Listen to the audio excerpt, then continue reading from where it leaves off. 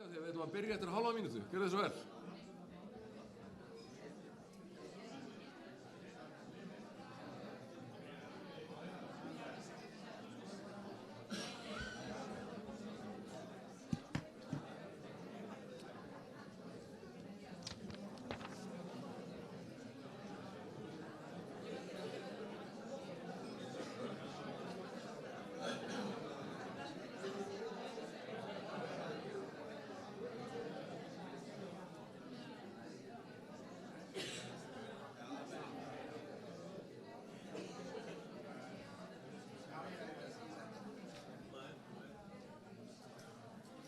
Kæru fundagestir, frumvalendur og aðrir sem fylgjast með, hvort sem það á staðnum eða í gegnum fjarfundabúnað. Ég heiti Anna Kristín Kristinsdóttir og ég varaformaður Félags atvinnurekenda og ég ætla að bjóða ykkur velkomin á þennan opna fund Félags atvinnurekenda. Réttur til launa í veikindum ein af grunnstoðum íslensk vinnumarkaðar og endurspeglar samfélagslega ábyrgð sem við sem atvinnurekendur berum með stolti. Þessi réttur tryggir að fólk þurfi ekki að velja á milli heilsu sinnar og fjárhagslegs öryggis síns og það grunnforsenda réttláts og mannúðlegs vinnumarkaðar. Á sama tíma megum við ekki horfa framhjá þeirri staðreynd að veikindafjarvistir hafa áhrif. Bæði á þá sem veikjast og á fyrirtækin sem þurfa að halda rekstri gangandi. Veikindi eru aldrei val og við ættum aldrei að vanmeta þær áskoranir sem fylgja vanheilsu. En sem ábyrgir atvinnurekendur þurfum við líka að spyrja okkur, eru við að gera nóg til að styðja við starfsfólki okkar?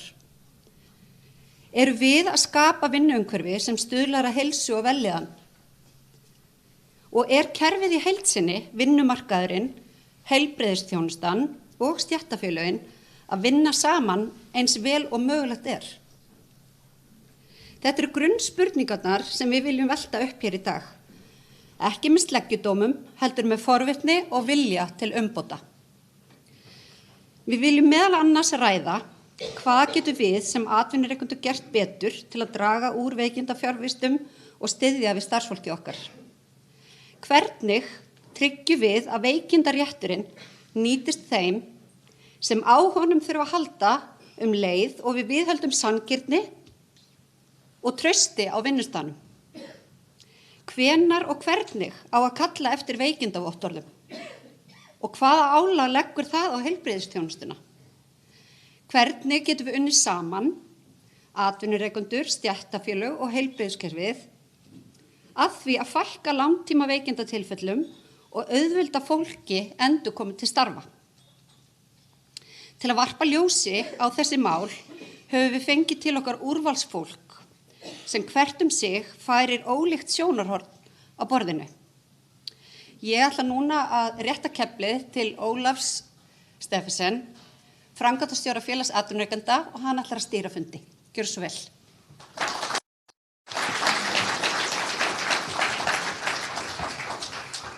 Takk, Anna Kristín. Voðalega gaman að sjá svona marga þetta. Ég veit það eru líka margir að horfa í streyminu. Það er greinilega mikill áhugi á þessu máli. Hér stígur fyrstur á stokk gamall viðsemjandi og samstarfsmaður okkar í félagi atvinnurekenda, Ragnar Þór Ingólfsson, félags- og vinnumarkaðsráðherra. Fallegasta mómentið í okkar samskiptum þegar hann var formaður VR var þegar hann kom upp í fundarsal til okkar til að skrifa undir kjarasamning, og í þessum fundarsal æfði kórinn minn á þeim tíma og Ragnar sagði: "Er píanó? Má ég spila það?" Og þar var til ný tenging til viðbótar við þær ágætu tengingar sem við áttum fyrir. Ragnar var lengi verslunarmaður, meðal annars sölustjóri hjá Erninum í árabil, hellti sér svo í verkalýðsmálin, satt í stjórn VR árabil áður en hann var kjörinn formaður 2017, var líka formaður Landssambands verslunarmanna, þannig að hann þekki nú aldeilis vinnumarkaðinn og þessa veikindaréttar umræðu, en hann var kjörinn á þing 2024 og hefur síðan fyrir á þessu ári verið félagsmálaráðherra og ráðherra vinnumarkaðsmála. Þannig að hann er góður gestur hér í dag. Gjörðu svo vel.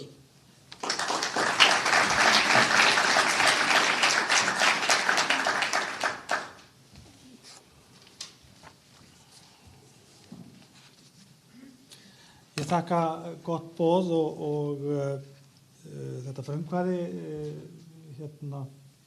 félags atvinnurekenda og VR væntanlega umræðu þennan mikilvæga málaflokk varðandi veikindi og vinnumarkaðinn.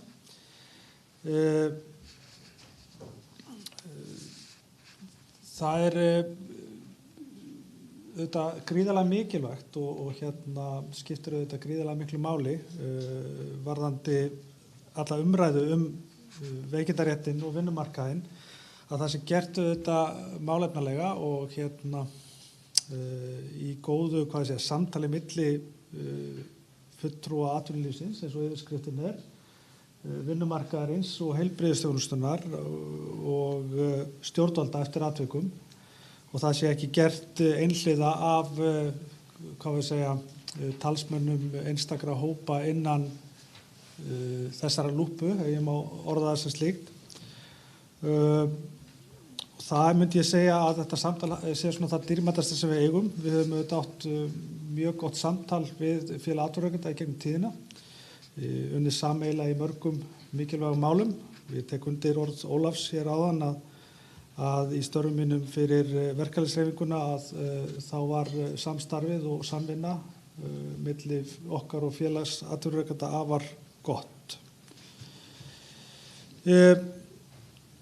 Það er sameiginlegt markmið okkar þegar kemur að veikindaréttinum og samspili milli vinnumarkaðar og heilbrigðisþjónustu að sem flestir geti verið virkir á vinnumarkaði og velferð þeirra sem veikjast eða lenda í slysum sé tryggð. Lágmarksreglur rétt starfsfólks til launa í veikindum að jafnaði að finna í lögum, en við þann rétt aukið með ákvæðum í kjarasamningum. Aðilar vinnumarkaðarins semja þannig þessi mikilvægi réttindi sín á milli og réttur til launa í veikindum raunar eina meginstoðum íslensk vinnumarkaðar. Það er því afar mikilvægt að leggja ríka áherslu á að aðstoða fólk sem fyrst út á vinnumarkað eftir að fólk missir heilsuna og að komið verði í veg fyrir langtíma veikindi og jafnvel ótímabæra örorku eins og frekast unnt. Reynslan hefur sýnt að því lengur sem fjarvera fólks frá vinnumarkaði, því erfiðara reynist fyrir viðkomandi að snúa tilbaka á vinnumarkað aftur. Almenn þátttaka á vinnumarkaði talin ein þýðingarmesta leiðin til að koma í veg fyrir félagslega einangrun, vanlíðan og eftir atvikum fátækt. Þá er einnig ljóst að löng fjarvera starfsfólks frá vinnu vegna veikinda hefur óhjákvæmilega áhrif á vinnustaðinn og skipulag þeirra. Hið opinbera spilar sannarlega hlutverk í því að sem flestir geti verið virkir á vinnumarkaði með nýju örorkulífeyriskerfi almannatrygginga sem tók gildi 1. september 2025 var sem dæmi aukin áhersla lögð á snemmtæka íhlutun og gott samstarf milli þjónustuaðila. Rannsóknir og ekki síður reynsla hafa sýnt fram á mikilvægi réttara þjónustu á réttum tíma fyrir hvern og einn, ekki síst þegar er að ræða starfsendurhæfingu. Ég tel afar brýnt og mikilvægt að ávallt sé stefnt að því að viðhalda starfsgetu og stuðla að því að einstaklingar geti tekið þátt á vinnumarkaði þrátt fyrir áföll, veikindi eða afleiðingar slysa og tel ég að persónubundin þjónusta leiki þar stórt hlutverk. Í þessu sambandi má nefna að þeir sem að njóta snemma í sínu veikindaferli þjónustu frá VIRK ná almennt betri árangri og skila sér mun betur og mun frekar aftur á vinnumarkaði þeir sem hafa lokið kjarasamningsbundnum veikindarétti til greiðslu launa við upphaf þjónustu hjá VIRK. Þannig voru 80% þeirra sem fengu greidd laun í veikindaleyfi við upphaf þjónustu hjá VIRK á árunum 2021-2023 áfram með laun á vinnumarkaði við útskrift. Samanborið 55% þeirra sem ekki fengu greidd laun í veikindum við upphaf þjónustunnar. Og ég held að þessar tölur tali sínu máli. Reynslan hefur jafnframt sýnt fram á að mikilvægi samstarfsþjónustuaðila og reynslan hefur jafnframt sýnt fram á mikilvægi samstarfsþjónustuaðila með þeim breytingum sem gerðar voru á almannatryggingakerfinu síðastlið haust sem annars ætla að auka samstarf og samráð milli ólíkra kerfa innan heilbrigðis- og félagsþjónustu. Og þannig með auknu samstarfi stuðla að heildstæðri nálgun og samfellu í veitingu þjónustu í tengslu við endurhæfingu einstaklinga þar sem miðað er við þarfir hvers og eins og endurhæfingin sé samfelld. Ég bind vonir við að með aukinni áherslu á snemmtæka íhlutun og samstarfsþjónustuaðila í nýju kerfi náist aukin árangur þegar kemur að því að auka færni einstaklinga til virkni í samfélaginu. Þar á meðal til þátttöku á vinnumarkaði. Og vinnumarkaðurinn spili þannig lykilhlutverk þegar kemur að því að stuðla að virkni sem flestra á vinnumarkaði. Og ég tel afar mikilvægt að hugsa sér vel að samskiptum launafólks og atvinnurekenda þegar heilsan brestur og að verði leiða til þess að koma í veg fyrir langtíma veikindi í auknum mæli og stuðla enn frekar endurkomu til vinnu í kjölfar veikindaslysa eða áfalla. Að lokum ætlaði ég að fara þess yfir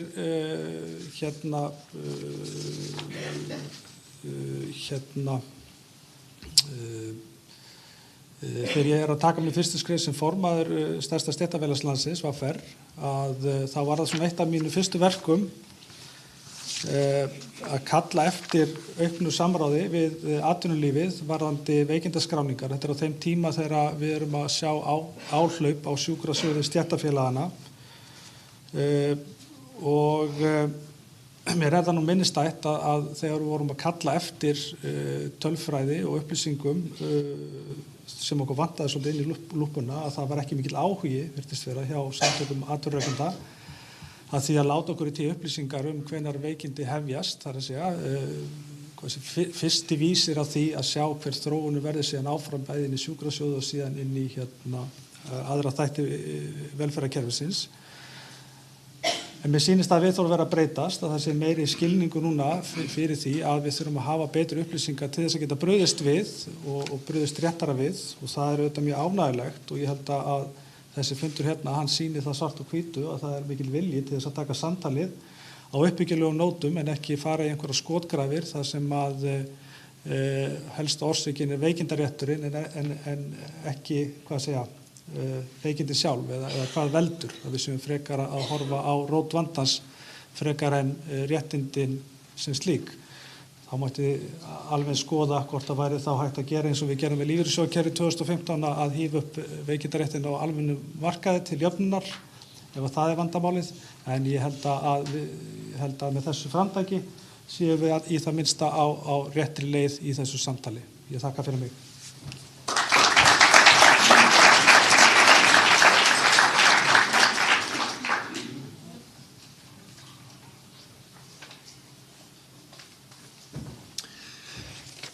Þakka þér fyrir, Ragnar.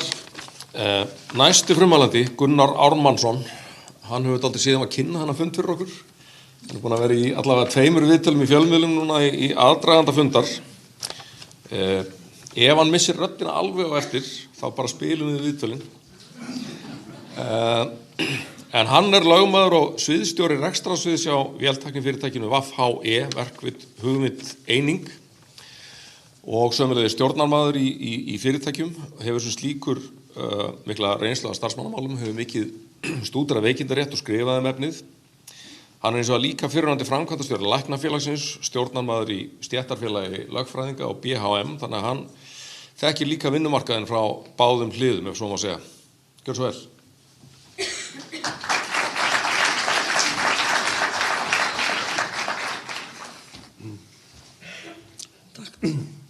Takk fyrir.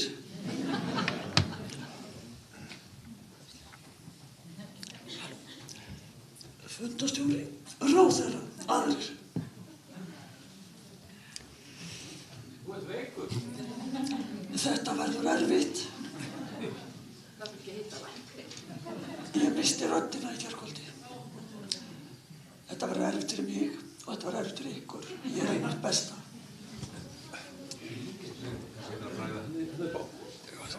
Fyrirgefðu.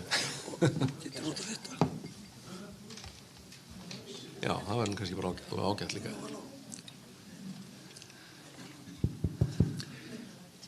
Heyrist í þessu. Miklu betra. Sko, ég kem til með að þurfa að nota klærurnar meira en ég hefði viljað. Ég biðst afsökunar á því. En að því einhver spurði hvort ég væri veikur, þá ákvað ég nú að koma með vottorð. Og ég náði þetta bara á netinu, tók ekki langan tíma. Og til þess að vera alveg viss, þá hringdi ég í heilsugæsluna mína klukkan 1 áðan og 10 mínútur í fundinn. Þá fékk ég vottorð í gegnum heilsuveru, læknisvottorð til atvinnurekenda vegna fjarvista. Þetta er rafrænt vottað af lækni.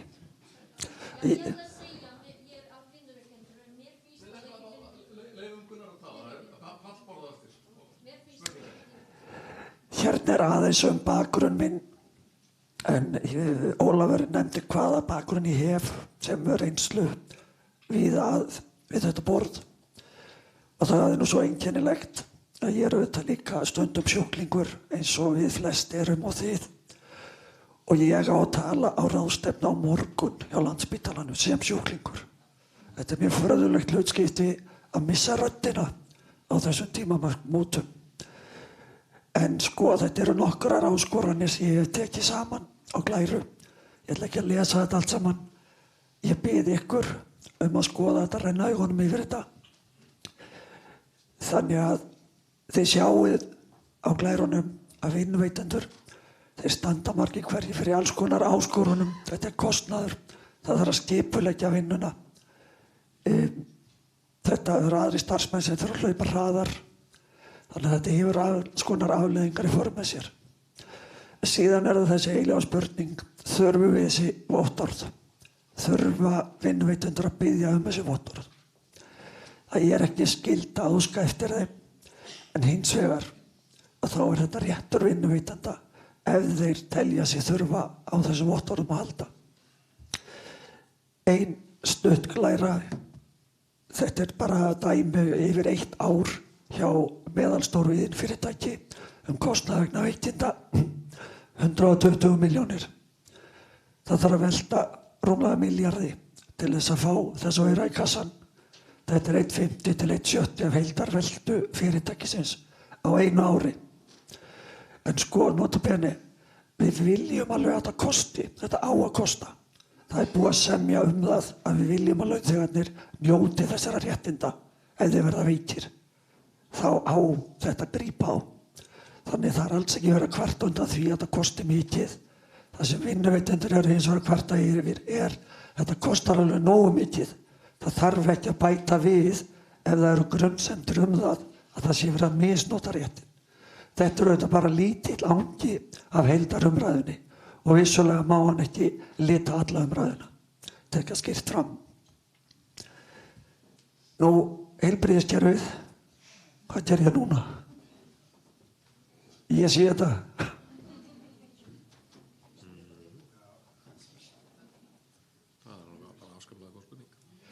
Þá kerfið veikt líka, það ekki mótor.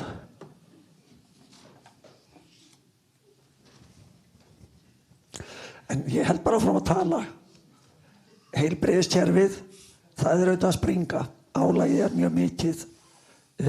Heilbrigðisstarfsfólk segir að því finnist tíma þess illa varið í að vera eitthvað svona hliðverðir fyrir vinnuveitendur til þess að þeir þurfa að greiða veikindalaun. Húsnæðið víða sprungið og það eru alls konar áskoranir í heilbrigðiskerfinu. Ég hef fullan skilning á þessu. Þetta ekkert gott kerfi. Og við þurfum að finna leiðir til að breyta þessu. Nú áskorun 3, það eru launþegarnir okkar. Það ég sjálfur, það eru þið sem hér eru. Stéttarfélögin okkar, talsmenn þeirra, þau eru búin að berjast fyrir þessu réttindum.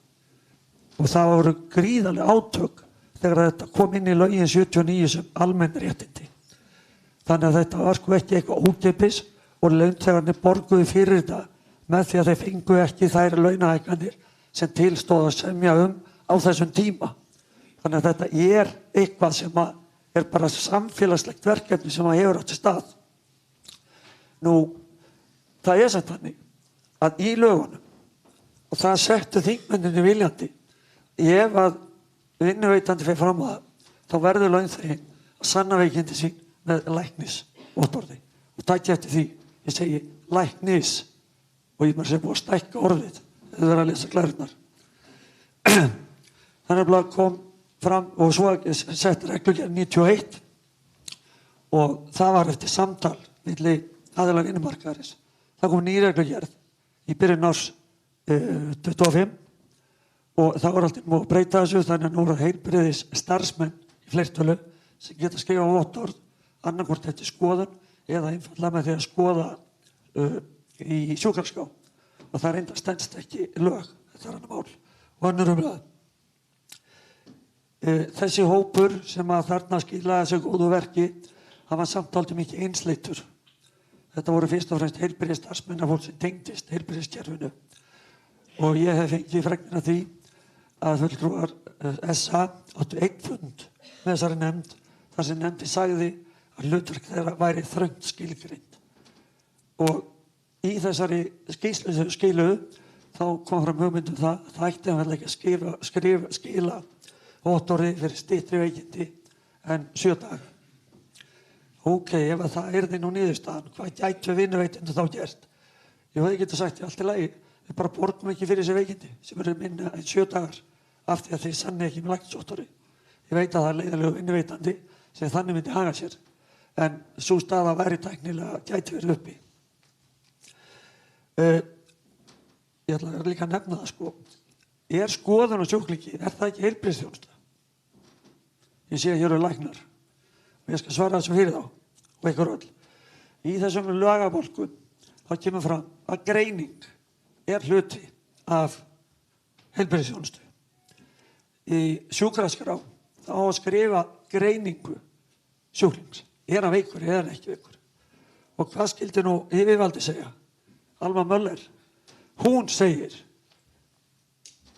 vottorð fjarvísindi til atvinnurekanda, það er heilbrigðisþjónusta og við erum að borga fyrir þetta. Þannig að það liggur algjörlega fyrir að skoðun er hluti af heilbrigðisþjónustu. Samráðið, ok, það er bundið í lög og það er bundið í kjarasamninga að það á að skila læknisvottorði. Því verður ekki breytt með reglugerð. Alveg kristaltært. Löggjafinn 79, 31 þingræða þegar var verið að setja þessi réttindi í lög og það sem að þingmenn á þessu tíma hafði mestar áhyggjur af það var að það yrði mikill kostnað að samfara þessu nýja rétti sem var verið að færa launþegum og að það væri mikil hætta á misnotkun. Þess vegna settu þeir þetta inn með þessum hætti. Þannig að það er alveg klárt mál, löggjafinn þarf að koma að þessu hlutverki. Hann þarf að breyta reglunum, reglugerðargjafinn getur ekki gert það. Hvað sögðu nú verkalýðsforkólfanir á þessum tíma? Þarna var einn helvíti beittur Ragnar Þór Ingólfsson formaður VFR. Hann talaði það, nú þarf að útvíkka veikindaréttin. Þetta var í kröfugerð stéttarfélagana fyrir síðustu kjarasamninga. Nú áttu að útvíkka veikindaréttin þannig að ef aðstandendur einhverju yrði veikir, þá ættu að koma auka veikindaréttur. Hver á að borga hann? Er það vinnuveitandinn? Eða er það ríkið? Og hverjir eru það sem fá hana rétt? Hverjir eru þessi nákomnu? Hvernig á skilgreina þá? Og hver á að staðfesta þetta? Er það heilbrigðiskerfið? Það varð ekkert úr þessu síðustu kjarasamningum. Ég er nú ekkert hissa þó að hugmynda góðir forkólfa verkalýðsfélagana myndu nú dusta ríkið að þessu og koma fram með þessa kröfu í næstu samningum.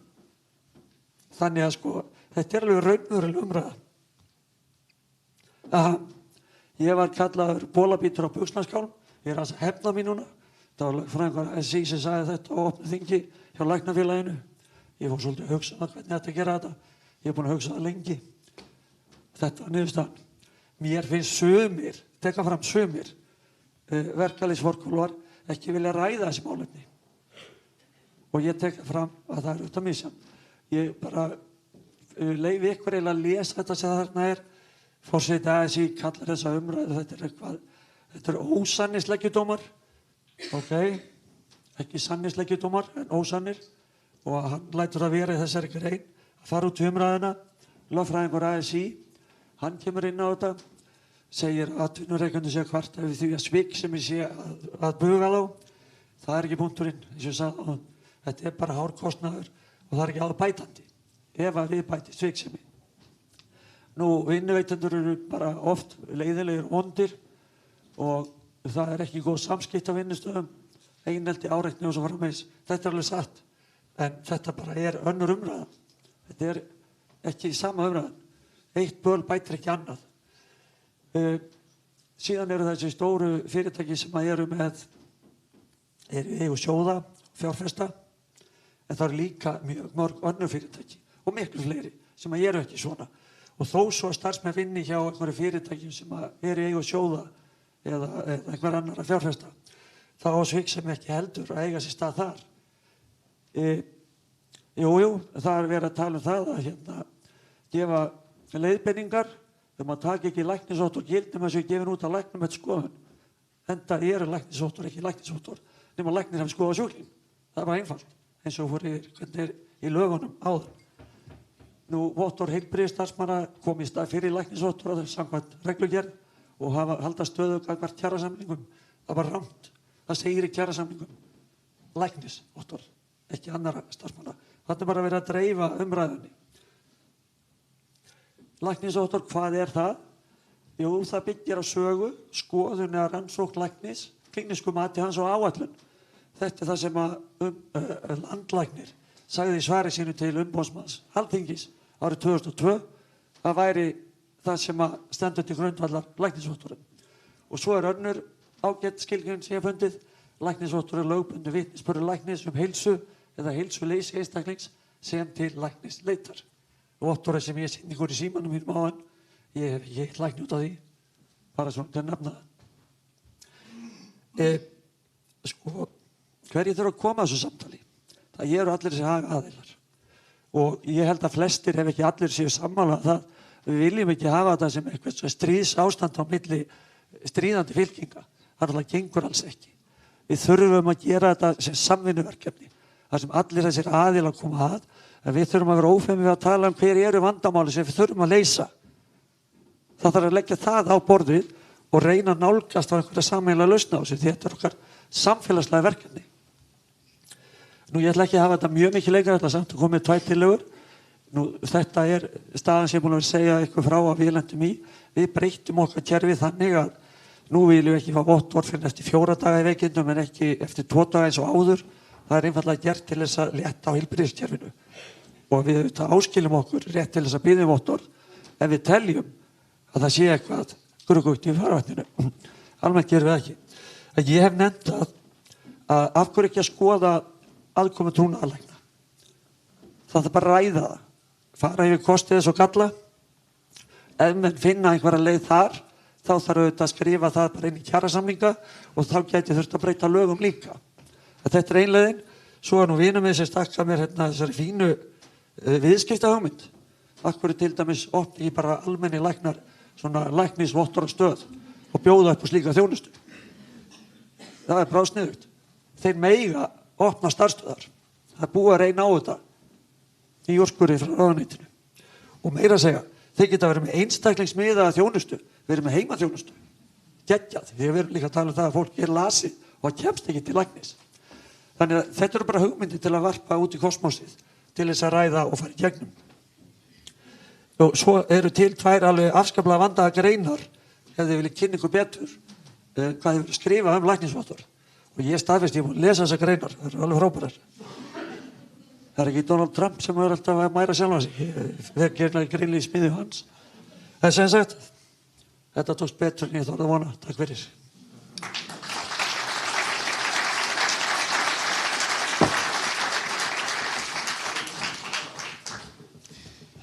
Þakka þér fyrir Gunnar, þetta tókst líka betur en ég þorði á hana með að hljóða þér hérna áðan, sko. Sjá, ætlum að finna næsta fyrirlesara. Ég held að það sem að, sko, þau sjónarmið sem að Gunnar lýsti hérna, þau enduróma mörgu leyti það sem að okkar félagsmenn í félagi atvinnurekenda segja stundum þegar það hérna eru orðið mjög pirraðir og jafnvel bara áhyggjufullir af rekstrinum vegna kostnaðar við veikindi. Og eins og Gunnar segir, þessi mál þarf að ræða. Við hjá þessum atvinnurekendasamtökum áttum okkur líka mæta vel að því að við getum þurft að standa okkur betur í mannauðsstjórnun, einfaldlega til að skapa betra starfsumhverfi í fyrirtækjunum og draga úr veikindum og fyrirbyggja þau. Og næsti frummælandi munum kannski fara dálítið ofan í þau mál. Það er fræðimaður dagsins, Gylfi Dalmann Aðalsteinsson, prófessor í mannauðsstjórnun við viðskipta- og hagfræðideild Háskóla Íslands. Hann er með mikla reynslu úr atvinnulífinu, starfaði meðal annars sem fræðslustjóri hjá VR og ráðningarstjóri á Hagavangi áður en hann fór í akademíuna.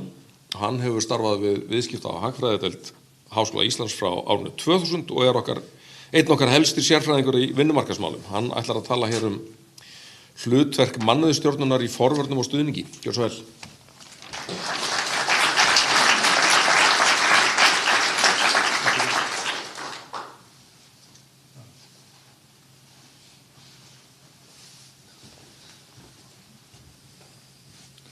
Ráðherra, fundarstjóri, góði gestir. Ég var að leita tröppum hérna. Ég er nefnilega með 2 nýja mjaðmæliði, en samt vinnufær. Gaman að fá að vera með ykkur inn í dag og ræða við ykkur aðeins svona þátt mannauðsstjórnunar í þessu mikilvæga málaflokki sem við erum að fjalla um. Og eins og Ólafur sagði, þá er ég búinn að vera í þessu umhverfi síðan 95. Ég kemur úr námi frá Bretlandi og ég er búinn að vera að kenna mannauðs- og starfsmannastjórnun við viðskiptafræðideildina síðan 97-98. Og þegar ég byrjaði að kenna námskeið þá hét það stjórnun starfsmannamála. Og svo verður þessi bylgja sem að margir þekkja með Human Resource Management verður til. Og við breytum nafninu í mannauðsstjórnun og þegar ég var að breyta nafninu á námskeiðinu og ég fór í bókhillinu mína og tók orðabók menningarsjóðs og flett upp orðinu mannauður og þá stóð þar án mannabyggðar. Autt svæði. Og orðið við hliðina var mannaumingi. Það er eins að Nú það svolítið merkilegt að núna þessar mundir, akkurat sko í febrúarmánuði, eru 90 ár síðan þessi mynd var frumsýnd í Bandaríkjunum, nútíminn, Charles Chaplin. Og þessi mynd klassík og hefur verið valin inn af 100 áhrifamestu kvikmynda allra tíma. Og ég veist ekki að margir henni hafi séð þessa mynd eða klippur úr henni. Og hún svona ákveðin ádela ákveð vinnuskipulag, ákveðina afmennsku vinnunar. Það sem að fræðin kalla taylorisma eða vísindalega stjórnun. Og þarna gekk allt út á auka framleiðni, auka afköst. Og Chaplin þarna bundinn, eða þarna við færibandið og það sífellt auka hraðan og hann sveiflar skrúlyklunum fram og tilbaka. Það enda með því að hann verður svona fyrtur í vinnunni orða þannig ef hann fer að vísa til Karl Marx og hann fer svona inn í gangverkið. Og svo í einu hlénu þá séu myndin niðri. Þá kom vinnuendin með tæki til þess að láta verkamanninn matast við vinnuna til þess að auka framleiðnina. Og ég velti svona fyrir mér þegar maður horfir á allar umræðu og fylgist með umræðin veikindi það sem að gerast hvort að taylorismin sé endurfæddur. Hvort að þetta sé virkilega í lok myndarinnar þá hann bara leiddur út af 2 heilbrigðisstarfsmönnum og fer síðan á viðeigandi stofnun til þess að ná sér úr kunnuninni orðað þannig. Og ég finnst svona það alltaf rosalega margt búið að gera í mannauðsmálum í Íslandi. Við eigum alveg rosalega öflugt fólk, mikil fagmennska, þroskast í því mjög mikið. Við erum með mjög öflugt félag sem heitir Mannauður, félag fólks í mannauðsstjórnum. Við erum með dokkunar, með stjórnvísi og það eru að gera svo frábæra hluti á mörgum vinnustöðum. En þrátt fyrir það þá einhvern veginn eru veikindi að aukast. Ég velti þessu fyrir mér, hvað að gerast? Þrátt fyrir allt sem hefur verið að gera. Virk með sína frábæru starfsemi, virk forvarnir. Og ég velti þessu fyrir mér, það sem gerist í hruninu sem ekki margir hafa velt fyrir sér, það töpuðust 19.500 starfsígildi og sum bara hurfu bara. En það var þannig mjög víða vinnustöðum að fólk fór að sinna störfum sem kannski 2 höfðu sinnt áður. Og svo bara gekk þetta bara svona áfram. Og svona hefur liðið mörg ár. Og það er spurning hvort að við séum að sjá kannski svona langtíma afleiðingar af því að það hefur kannski ekki allstar á mörgum vinnustöðum hlutinu gengið tilbaka. Nú, það er aukið álag og hraði og það eru fleiri verkefni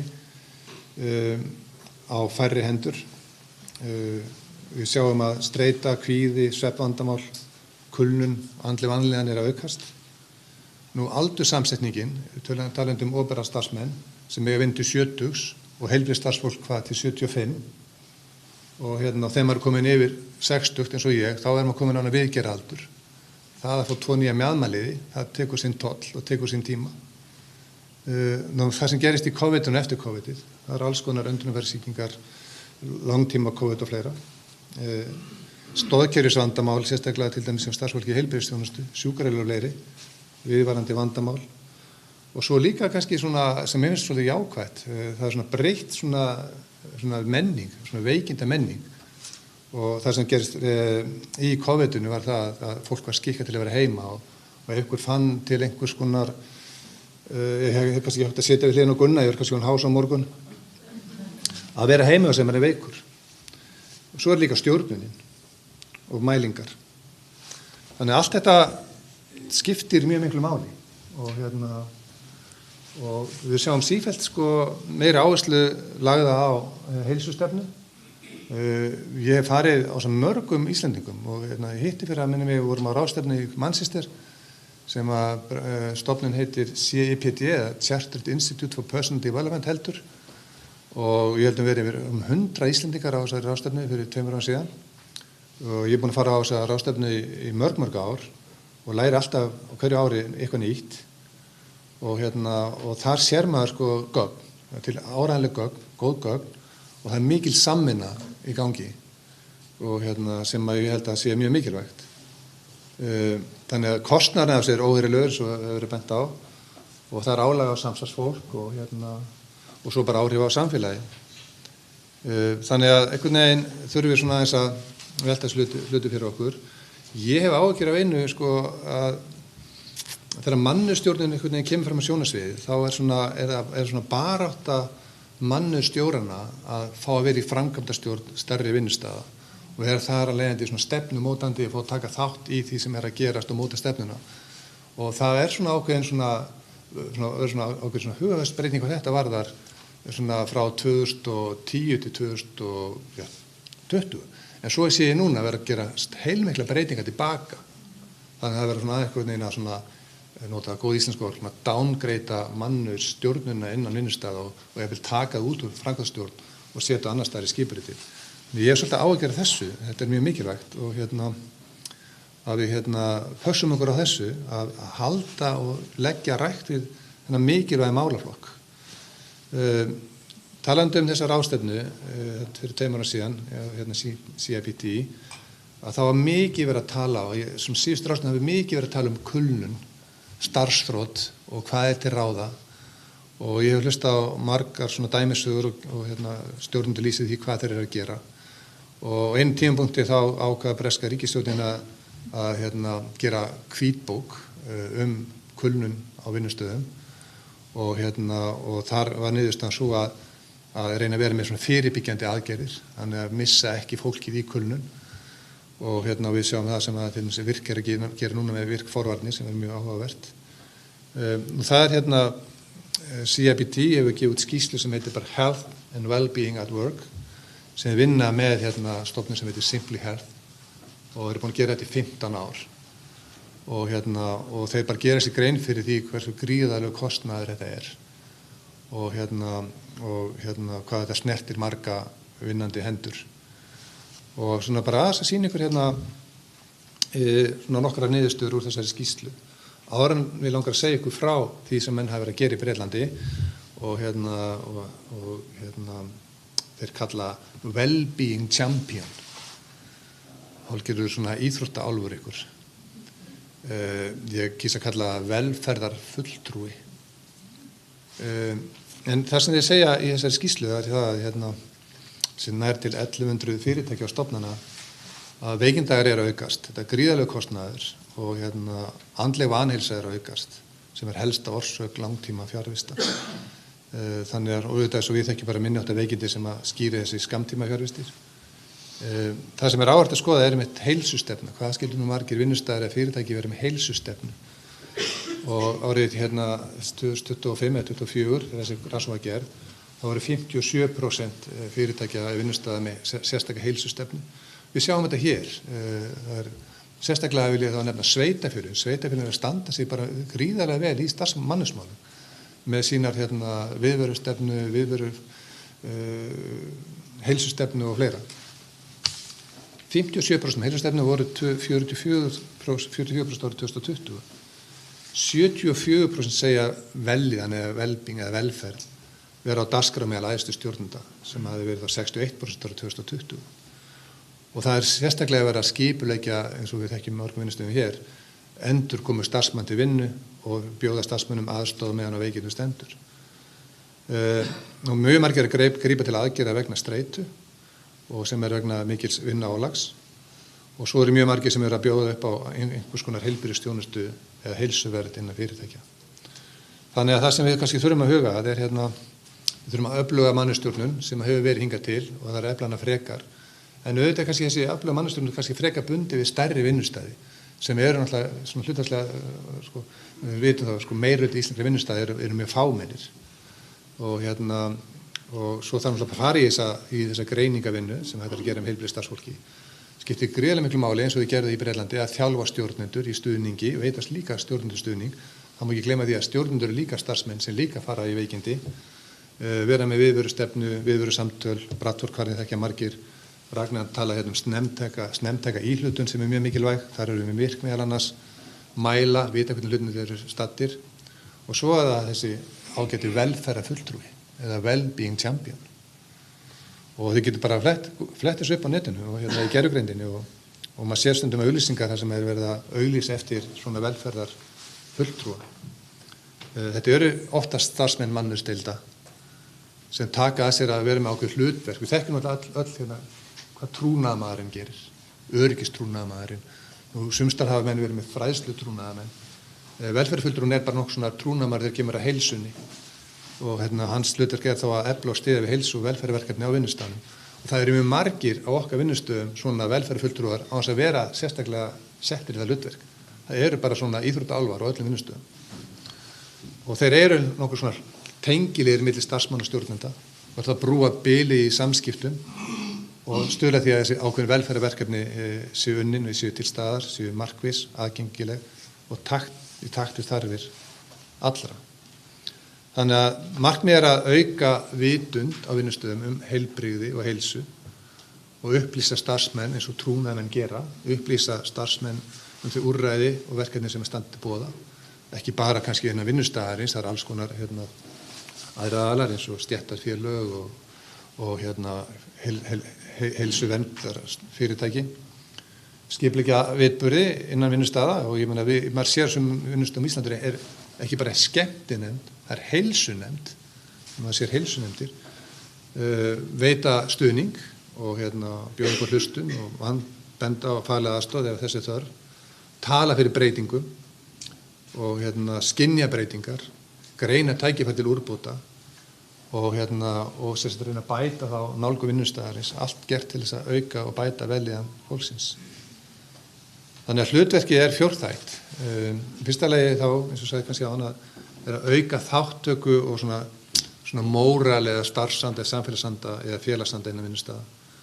Þannig að heilsu og velferðarverkefni verða aðgengilegri og nær fólkinu og síðan hvetja fólk til þáttöku með stuðningi og svo eru þeir stundum líka í því að skipuleggja alls konar viðburði. Nú það er eins og mjög oft er rætt hér síðustu misseri varðandi fordóma, varðandi geðsjúkdóma og fleira. Draga fordóma, styðja geðheilsu er eitt af þessu hlutverki sem þeir sinna. Sýna umhyggju og efla traust og senda þessi skýru skilaboð að starfsfólki skipti máli. Það eykur traust, tryggir sálrænt öryggi og líka fyrir vinnuvindan bætir ímyndina. Þannig að allt snýr þetta að þessum stuðningi og það voru ótal mörg dæmi sem ég hlýtti á hvað þetta fyrirkomulag með þennan velferðarfulltrúa employee champion eða kom mörgu svona smá atriðum einhvern veginn í gang var kveikjan svo mörgu og síðan í síðasta glæra að það er þessi forvarnarverkefni fyrirbyggja veikindi og svona sjá hlutina fyrir styðja starfsfólkið þekkja hætturnar, þekkja hvaða signalar eða vísbendingar geti verið á ferðinni þegar kemur að kulnun, starfsþroti og síðan að miðla með endurgjöf og beita sér fyrir umbótum. Þannig ég bara hvet ykkur þá vinnuvendur að huga þessu og skoða betur þessa bresku hugmynd íþróttaálfinn. Takk fyrir.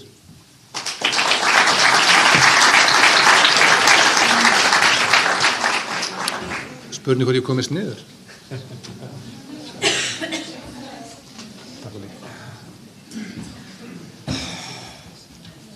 Takk fyrir þetta, Gylfi. Ég hjó eftir því sem að Gylfi sagði að, ég hjó nú eftir allavega tvennu sem hann sagði. Hann sagði að það væri gott prinsip og góð skilaboð til starfsmanna að þeir ættu ekki að mæta lasnir í vinnuna. Við Gunnar erum náttúrulega alveg ömurleg fyrirmynd í þessu, hann mætir hér raddlaus, ég vaknaði í morgun með hausverk og hálsbólgu og drulluslappur og er bara hér byrjað til Panodil. En svona fer þetta nú stundum, þeir eru mikið að gera á litlu heimili í okkar tilviki. Hitt sem hjá þetta Gylfi sagði, hann sagði mannauðsstjórnun hefur kannski meira að vera praktískur í stærri fyrirtækjum. Við sjáum það sjálfsögðu í minni fyrirtækjum sem eru uppistaðan til þess í félagi atvinnurekenda að það er engin mannauðsstjóri, allt er í höndum gætan framkvæmdastjórans eða eigandans og ekki kostur á mikilli sérhæfingu. Við sjáum það sömuleiðis, við vorum að klára að gera könnun meðal okkar félagsmanna, að það stór aukin áhuga því hvernig hægt að gera betur í þessum efnum, sérstaklega varðandi veikindamálin. Og sem viðbragði því þá erum við búin að gera samkomulag við fyrirtæki sem heitir Mental ráðgjöf að veita okkar félagsmönnum fræðslu og stuðning í þessum málum. Það verður kynnt betur núna á næstunni af því að við vitum að lítil fyrirtæki þurfa stuðning í þessum málum. Og það þá hlutverk svona félagsins og okkar sem inniheldur aðalega lítil fyrirtæki að stuðlega hans veittur. En mér mikil ánægja að kynna næsta frumalanda. Það nú búin að vera hér 2 fyrrverandi starfsmenn VR í pontu og komið tími til að fá einn sem núverandi. Það Halla Gunnarsdóttir. Hún hefur nú komið ævintýrlega víða við. Ég þurfti eiginlega að skera niður CV-ið hennar hérna fyrir þessa kynningu. Hún hefur meðal annars verið blaðamaður á Morgunblaðinu, aðstofamaður ráðherra, skrifstofustjóri bresks stjórnmálaflokks, The Women's Equality Party, starfa fyrir alþjóðlega lögmannsstofu sem sérhæfði sig í málum sem lúta að kynbundinni áreiti á vinnustöðum. Hún hefur verið framkvæmdastjóri Alþýðusambandsins, var kjörinn formaður VR á síðasta ári og svo hún líka skáld og rithöfundur. Ég skal hætta núna. Halla, vertu velkomin í pontu.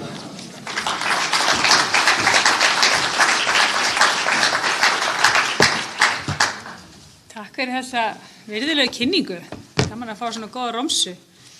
Gaman að vera með ykkur og mér langar bara að byrja að þakka félagi atvinnurekenda fyrir að halda þennan fund. Er ekki þetta að lækka þetta púlt? Minnst ég hérna vera bara... Þetta kynjamisréttið, sko. Mér langar að þakka ykkur félagi atvinnurekenda fyrir að halda þennan fund og mér langar að þakka Önnu Kristínu fyrir rosalega góð opnunarorð af því að mér þótti þau svona... setja svolítið góðan tón inn í þetta samtal sem við erum að reyna að eiga. Ég ætla að nálgast þetta viðfangsefni sjálfsög út frá sjónarhóli launafólks og ætla líka að vera dálítið á svona persónulegu nótunum. VR hefur mjög ríka innsýn inn í veikindi og svona aðstæður á vinnumarkaði. Við tökum á móti í kringum 800 manns í kjaramál og þjónustu félagsins sem að þurfa ráð varðandi einhver atriði í starfi. Og svo eru 1600 mann sem leita til sjúkrasjóðsins okkar ári hverju. Innan okkar veggja í húsi verslunarinnar þar starfa líka virkfulltrúar sem vinna þrekvirki á hverjum degi við að hjálpa fólki við að koma undir svo fótunum að nýju eftir veikindi eða áföll eða einhverjum öðrum sökum sem að valda óvinnufærni.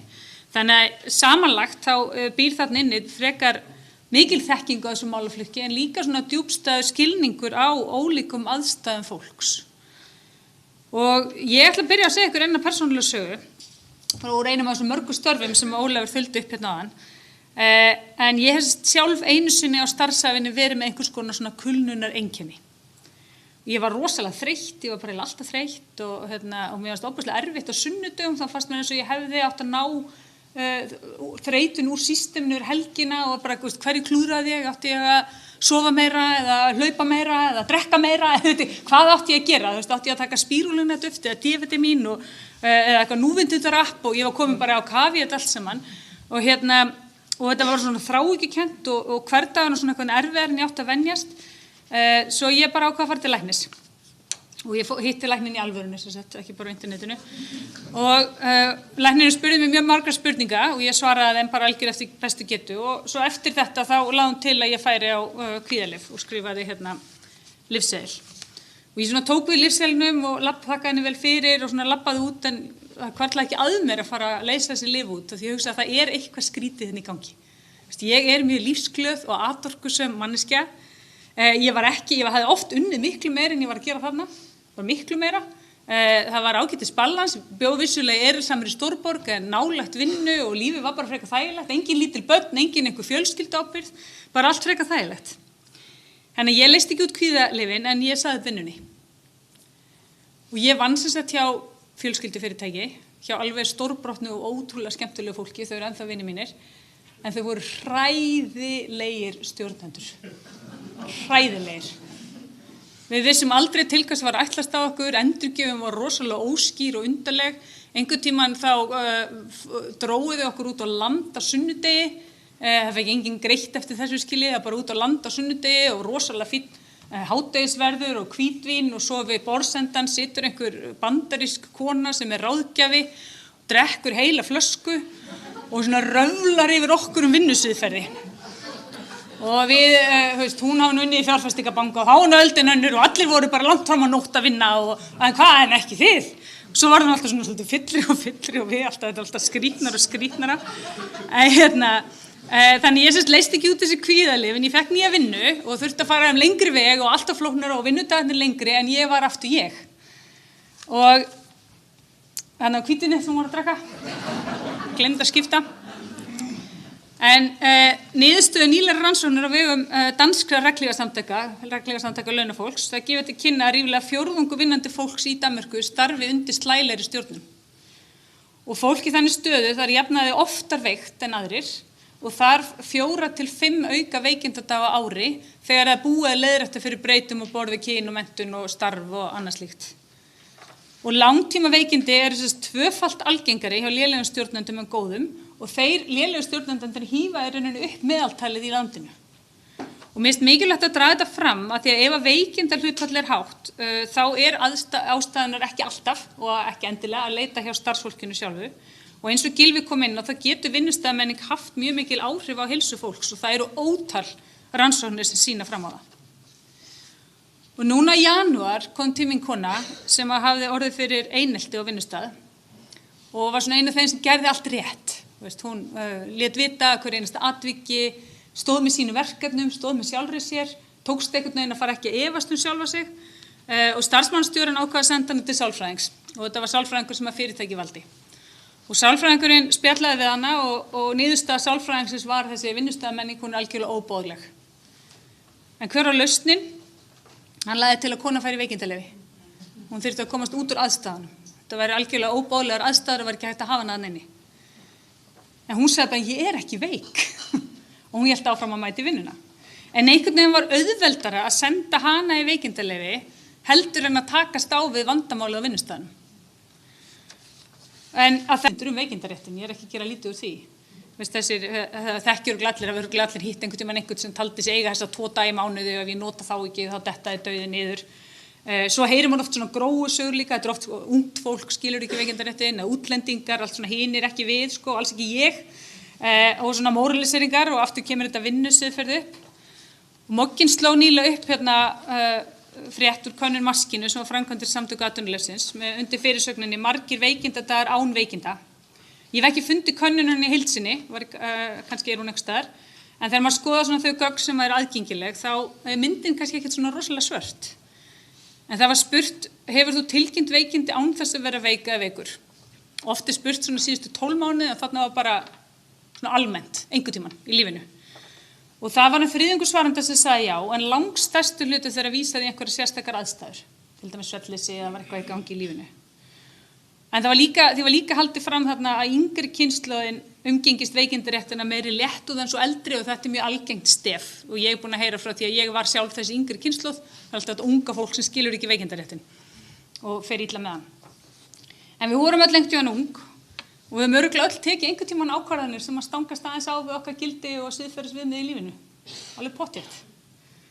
Ég man eftir einhverju menntaskólaballi, þá var allar göturnar ófærar og við vorum hann nokkur sem enduðum á að gista á gólfi hjá skólabráður okkar sem bjó í nágrenni við ballstaðinn og við skólan. Og svo næsta dagur sem við veistum að þurfa að fara í skóla núna, gaman hérna hjá okkur. Og við hringdum og sögðumst það að fara í partí í Mosó heim til mín og við varum öll föst og svo var lesin upp hverju voru þarna. Þessi í 4. F og þessi í 1. A og svona lesin listin. Og svo voru svona, en svo var náttúrulega svarið á skrifstofunni bara, æ, elskurnar mínir, já, þetta er nú erfiður dagur og það er ófært víða og okkur leið bara öllum umulega eftir þetta. Við heldum að partíið myndi svona smá halda áfram, en það fóru bara allir heim og ég fór ekki á skólaskrifstofuna dálítið lengi og ég segi þetta að því að siðferði er samfélagsmál og við hjálpumst að. Þannig verður siðferði til. Þetta er viðfangsefni samfélagsins og það er okkar sem erum eldri að leiðbeina og taka utan þau sem eru yngri og hjálpa þeim að læra. Og það var þannig með ég var vitna bara daginn þegar félagi minn hittir stærðfræðikennarinn sinn úr menntaskóla og þegar þeir átta sig á því hvor er hvað þá bara brestur á mig mjög mikil játningu og þá hafði hann sem sagt hafði hringt sér veikan í próf. Var hann veikur? Nei, hann getur verið betur undirbúin undir prófið, já. En lætur síðan plata sig niður í bæ með vinnu sínum að fá sér nonna og þá náttúrulega kemur stærðfræðikennarinn hjólandi. og þeim náttúrulega bregður báðum og einhvern veginn þarf hann að standa hann frammi fyrir kennarinu sínum, vitandi hann skrópaði prófi og kennarinn þyrfti að búi til sjúkrapróf og alls konar vesen. Og kennarinn segir hvað myndir þú gera í mínum sporum? Og hann segir, ég myndi fara upp í skóla og tilkynna þetta. Þessi maður, hann getur sagt sko í smáatriðum frá þessu. Hann tók svo sjúkrapróf að aldrei lært betur en þarna og hefur aldrei hvarflað að gera neitt í líkingu við þetta síðan. En við í VR, við höfum lagt okkar að mörkum við að mennta fólk og upplýsa, alveg frá því að Gylfi var með fræðslumálin hjá VR og þar réttindi og skyldur á vinnumarkað og þar á meðal veikindaréttin. Við förum inn í alla grunn- og framhaldsskóla okkar félagsvæði og við erum mjög virk á samfélagsmiðlum og ég ætla að sýna ykkur eitt myndband sem ég vona virki. Heyrist ekki hljóðið? Ég held samt að það virki alveg án þess.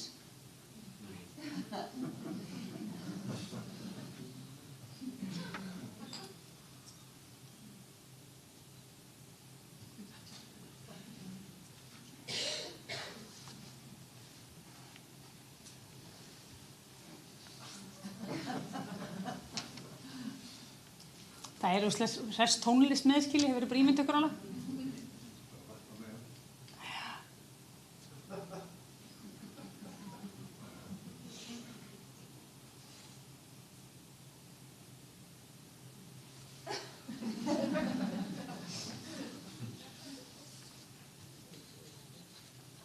Við erum með talsvert af svona myndböndum í dreifingu og við tökum þessi skyldu okkar mjög alvarlega að fræða ungt fólk réttindi og skyldur á vinnumarkaði. En ég hef líka heyrt svona áhyggjur af þekkingu erlends launafólks og réttindum og skildum. Það geta líka fara einhver flökkusögur í gangi, einhverjum ákveðnum hópum og við erum alveg til í að koma meira inn í það. En mér finnst líka þurfa að taka með í reikningin að á íslenskum vinnumarkaði ákveðin tilhneiging til og við allavega höfum séð það óvíða að líta á erlent launafólk sem svolítið svona einnota, sem getur svona gripið í þegar á þarf að halda og bara losaði við þegar það búið. Og þegar þessar tölur birtast okkur í atvinnuleysistölum eða í sjúkrasjóðunum eða einhvers staðar annars staðar, að þá í staðinn fyrir að horfa í hvað er að gerast, þá það notað sem svona olía á eld útlendingaandúðarinnar. Þannig að hérna dálítið mörg víti til að varast. En mér langar aðeins að biðja ykkur bara hérna að hugsa. Ég ímynda mér að langflest ykkar hafi einhvern tímann á lífsleiðinni gengið í gegnum einhvers konar sambandsslit. Jafnvel skilnaði með öllu sínu vesenni og peningum og börnum og öllu þessu brasi. Og ég bara hugsa í smástund, sko, hvað það sem einkennir góð sambandsslit, að þau eru til? Og ég ímynda mér að koma upp í hugan svona strax spurningin aðdragandann. Hvað var í gangi áður? Var einhver óheiðarleiki, sviksemi, voru samskiptin, einkenndustu af virðingu og vináttu, eða hvað var að gerast áður? Að því að skilnaður nefnilega ekki að sama og skilnaður og uppsögn heldur ekki að sama og uppsögn. Ég hitti mann bara núna á þriðjudaginn og ég lengdi aðeins erindi mitt til að bæta söguna sinni það, ég beðist afsökunar á því. Hann tæplega 65 ára gamall og núna eru liðin 6 ár síðan hann var kallaður á fund og líf hans tók algjöra kollsteypu. Hann hafði starfað á sama vinnustað í 40 ár, í rauninni bara á einum vinnustað, lífið í gegn. Og hann gaf sig í starfi algjörlega líf og sál og hann átti góða vinnufélaga og hann upplýði velferð sína sem bara samofna velferð vinnustæðarins. Þau voru bara í þessu saman, vinnustæðarinn og hann. Og svo þennan dag var honum sagt upp og nokkurum fleirum, flest á svona svipuðum aldri, voru kunni nýjir eigendur inn og vildi eitthvað grísja og breyta til. Og þetta gert síðan með þeim hætti að hann beðinn að tæma skrifborðið sitt þegar í stað. Þegar hann kemur á skrifborðinu þá búið að loka tölvupóstinum og svo honum boðinn leigubíl heim. Og þessi aðferðafræði við uppsagnir, hún alltof algeng. Við heyrum þetta alltof oft. Og það var ekkert auðvelt að finna vinnu þannig upphafi COVID-faraldursins, þannig að hann fær höfnin og höfnin ofan. Hann klárar uppsagnarfrestin, fer inn í sjúkrasjóðan í okkur, hann leitar til virk, fær góða þjónustu þar, en hann nægir ekki koma undir þessu fótunum og hann öryrki í dag. Maður sem var fullvinnandi og eldhress áður en hann labbaði inn á hann á fund og ég spurði hann, ég yfirheyrði hann bara andlegt ástand hans fyrir þessu uppsögn. En þann dag í dag þá dreymir hann vinnunum sína, hann dreymir hann sig í vinnunni og hann talar jafnvel upp úr svefni við viðskiptavinni. Vinnan var hann, svo var hann bara tekin á honum. Og svo núna býður fyrirtæki reglulega þeim sem hætta vegna aldurs, þeim boðið svona reglulega í kaffi og jável árshátíð og aldrei hann. Hann ekki með þar. Og það bara ekki í lagi að fara svona með fólk. Vinnusamband gagnkvæmt og það byggir á trausti og virðingu og það ekki bæði hægt að njóta góðs af því að fólk helgi sig starfinu, sem það besta sem vinnustæður getur eignast, og líka bara henda fólki út þegar það hendar.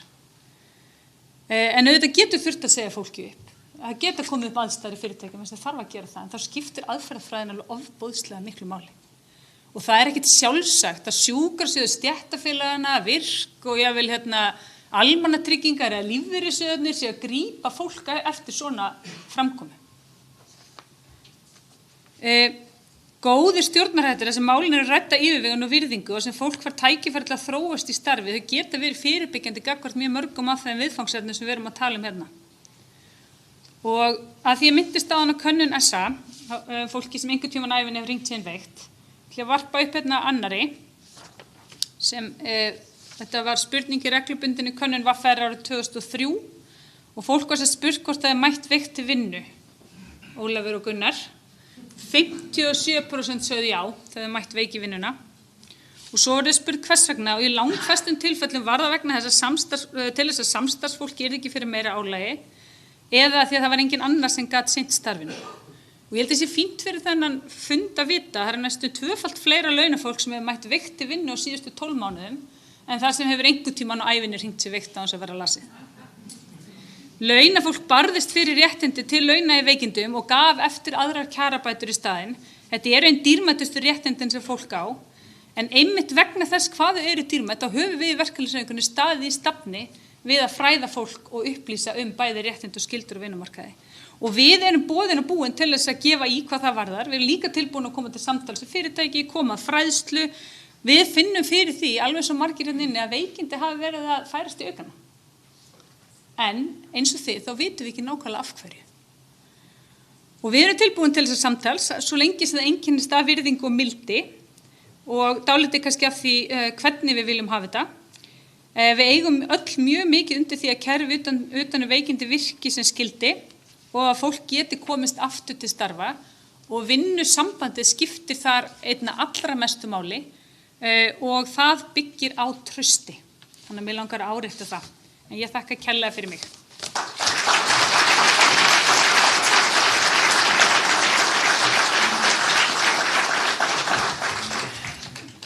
Þakka þér kærlega fyrir Halla. Ég ætla að fá að segja fyrir hönd litla atvinnurekendafélagsins að við þiggjum þetta boð meira samtal og vinnum bara vonandi í því sem allra fyrst. Enda þessi fundur svona bara ákveðin byrjun á því. Og þarna kom loksins upphækkunin sem vantaði. Jæja.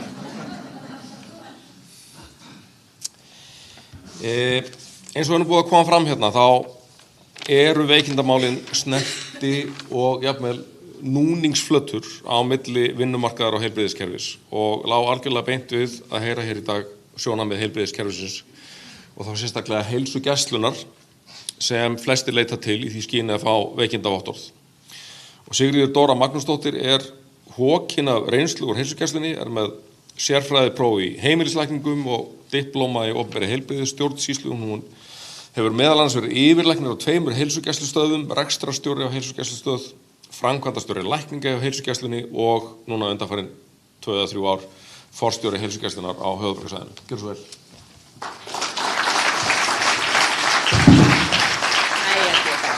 Sleppur þetta? Ég detti bara niður á þessu. Það þetta tilbúið. Já, takk fyrir bara, heyrið eitthvað í mér. Það bara mjög ánægilegt að taka þetta samtal. Það mjög mikilvægt fyrir okkur að taka þetta samtal. Ég tala hér með marga hatta, ég ennþá með marga hatta. Ég forstjóri yfir stórt opinbert fyrirtæki, stofnun, með marga starfsmenn. Ég segi ykkur aðeins frá því eftir. Ég líka með áratuga reynslu af heimilislækningum og ég enn að starfa sem heimilislæknir af því mér finnst það mjög gaman. Þannig að það svona, við förum dálítið hingað og þangað í dag. Ég ætla að byrja að segja ykkur frá okkur í Heilsugæslu höfuðborgarsvæðisins. Við erum önnur stærsta heilbrigðisstofnunin, við erum með yfir 1000 starfsmenn, við veltum yfir 18 milljörðum, Við sinnum heilsugæslu fyrir tæplega 190.000 manns. Einkareknarstöðvar eru á höfuðborgarsvæðinu sem sinna svona 1/3, þannig ég með sýningu tölur eftir og við bara margföldum aðeins. En við erum líka helmingun okkar starfsemi eru á landsvísu. Við rekum 15 heilsugæslustöðvar í öllum allstaðar, Mosfellsbæ, Seltjarnarnesi, Kópavogi, Hafnarfirði, allt þetta. Það eru mismunandi stórar, en það eru meðaltalið þetta svona 10 til 15.000. Við rekum 8 geðheilsuteymi, þetta er allt á landsvísu eða allavega hverfisbundið. Við erum með 7 sérhæfðar einingar, heimahjúkrun á Kragasvæðinu sem er gríðarlega stór, en líka krabbameinsskinnum, upplýsingamiðstöðum, þróunarmiðstöðum og fleira. Þannig að, og svo náttúrulega þurfum við ykkur að skrifstofu og stöðsvilla að halda utan um þetta. Þannig að við erum að gera mjög margt og við erum með mjög fjölbreytta starfsemi. Við erum ekki bara ein heilsugæslustöð. En við náttúrulega sem stór starfsvinnustöður þá erum við að skoða okkar mál. Og við erum að sjá því miður að veikindhlutfallið sé að hækka og okkur finnst það óásættanlega hátt. Við höfum bara átt í miklu samtali áður en þessi fundur kom til hvað við getum gert. Hvað getum við eiginlega, þannig við höfum markað þá stefnu að reyna svona að greina vandan betur. Halda betur utan okkar starfsfólk. Við erum komin með náttúrulega þennan Bradford-karfa og alls konar greiningar og tölur og allt saman veikindafjárvistir. En við ákveðum að fara þá leið að nálgast starfsmanninn. Bara við tökum samtal við alla sem eru búin að vera meira en viku í burtu eða fyrr, ekkert af því. Og tilgangurum með samtalinu er ekki að fara í eitthvað lögguleik, heldur við erum að sýna umhyggju. Skilaboðum frá vinnustaðnum er okkur ekki sama að þú ert ekki frísk. Er ekki á vinnustaðnum sem við að gera að þú ert veikur? Það getur verið alls konar. Eða hvað er þetta? Stundum þarf ekki mikla læknisfræði kunnáttu til eins og með Gunnar, en stundum þarf maður að vita hvað þess meira. Gunnar í dag, sko. Markmið okkar er bara að tryggja það að okkar starfsfólki líði vel í vinnunni og það nái sér sem fyrst af sinni pest, hvað sem er. Þannig að skilaboðin mín á þennan fund er bara vinnu saman að því að bæta þessu stöðu. Nú þið hafið heyrt heilmikið talað að læknar vilja losna við vottorð. Þetta er bara svona smávegis af þessu. Við erum að skrifa rosalega mörg vottorð og við erum algjörlega sammála í félagslega heimilislæknum að þarna má taka til og við þurfum að breyta þessu. Þetta er heildarfjöldi vottorða bara hjá HH, þeir voru tæplega 90.000. Ef við bætum við margkvæmdum 1,3 einkareknarstöðunum þá erum við að tala um 130-140.000 vottorð sem er gefin út á heilsugæslunni í höfuðborgarsvæðinu á síðasta ári. Þetta er allt of mikið. Við höfum ekki tími í þetta. Skammtíma veikindi, vottorðum vinnu á skóla, aftur bara HH hérna. Við erum að skrifa tæplega 30.000 vottorð á síðasta ári, bara veikindi fjárvistu vinnu á skóla. Réttilega er þarna 20.000 eru vottorð sem eru skrifuð af lækni. Tæplega 10.000 er staðfesting á skráningu veikinda í sjúkraskrá. Þetta er ekki vottorð, þetta er staðfesting á skráningu veikinda í sjúkraskrá. Þar sem að sjúklingurinn sjálfur skrifar hvað er að honum. Þetta er enda líka bara dálítið nútíminn og framtíðin í heilbrigðisþjónustu allri, ekki bara í þessum vottorðum. Við erum bara mjög mikið að nýta okkur að sjúklingurinn segir sjálfur hvað er að honum. En heildarfjöldin er þó ekki auka sem er jákvætt og ef við bætum síðan við, því við vitum alveg það í þessum vottor og hópu fleira, við veit alveg að félagi mínur og einkareknarstöðunum eru að vinna bara mjög svipað, þannig að það bætist önnu 10.000 hjá þeim, þannig að það eru þarna talan fyrir Reykjavík, höfuðborgarsvæðið er þá hátt í 40.000 og 2/3 af þessu er út af vinnu. Ég fekk upplýsingar frá læknavaktinni sem má nú kannski segja sé það sem að Gunnar var að tala svona, eða má alveg hugsa það, þessi vottorða maskin á kvöldin. Þeir eru gáð út á síðasta ári yfir 7.000 veikindavottorð. Þeir eru náttúrulega opið allt árið, þeir sjá meðaltali pluss mínus með mismunandi álega með 200 manns á dag, sem þýðir þá að það séum 20 vottorð á dag. Þannig að þá eru skammtíma veikindin, vottorðin, hjá Heilsugæslu höfuðborgarsvæðisins og læknavaktinni, þið sjáu það, komið þarna upp, 37.000 og bætum við einkareknarstöðunum. Við erum komin að hátt í 50.000 vottorð skammtíma veikindi á síðasta ári. Eigum við ekki að gera eitthvað í þessu og leita ykkur annar að leiða? Við viljum það allavega. Við erum til í samtalið. Og þá getur líka spurt hvað erum við eiginlega vott í þessum skammtíma vottorðum. Það engin læknisfræðilegur tilgangur í þessu. Ég get alveg bara sagt það. Þetta ofta eftir að veikindurinn yfirstaðin og við viljum frekar sinna sjúkum. Það ekki mitt að votta það að ykkur var með mígreni í nótt eða niðurgang. Ég bara vil ekkert hafa með þennan mann að segja. Hann á bara verið heima að hvíla sig. Það bara alveg skýrt.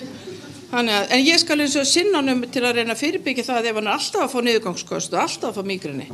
Þannig að við skulum metum þetta þannig.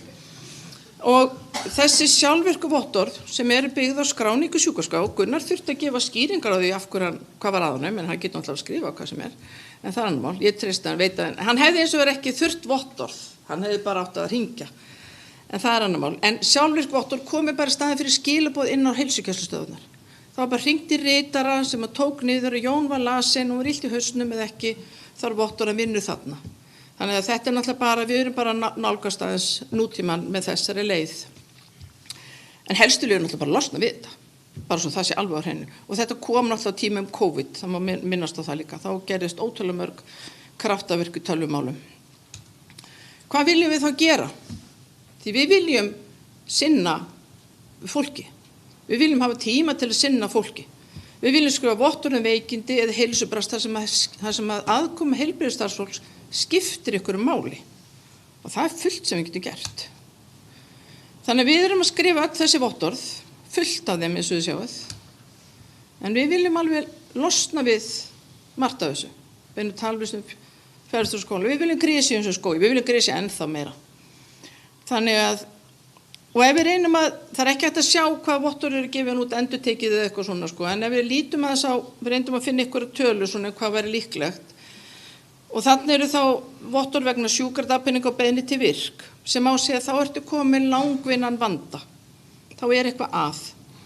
Og þannig við sjáum að það á 3 árum, þá gerum við það hátt í 20.000 vottorð og beiðnir. Þannig að það má ég segja, þetta vil ég nú meina að þarna skiptir aðkoma læknisins máli. Þarna erum við að tala heilbrigðisþjónustu. Og þetta var bara því að þetta voru svona tölur sem við gátum fundið sæmilega auðveldlega, svo náttúrulega líka örorkan og allt þetta, en þetta voru svona stóri pakkar hjá okkur. Hvert þá hlutverk læknisins? Jú, við viljum grípa ítrygg og skammtímaveikindi. Við viljum grípa þegar fólk er alltaf veikt á mánudögum, alltaf veikt endalaus skólavottorð fyrir próf. Þá er náttúrulega eitthvað annað undirliggjandi. Þar hefum við eitthvað að segja, reyna að spotta það. Við viljum náttúrulega líka vinna með langun veikindin, en það þarf að vera eitthvað tilgang aðkomu læknisins. Það á ekki vera sjálfstætt markmið í starfinu að skrifa vottorð.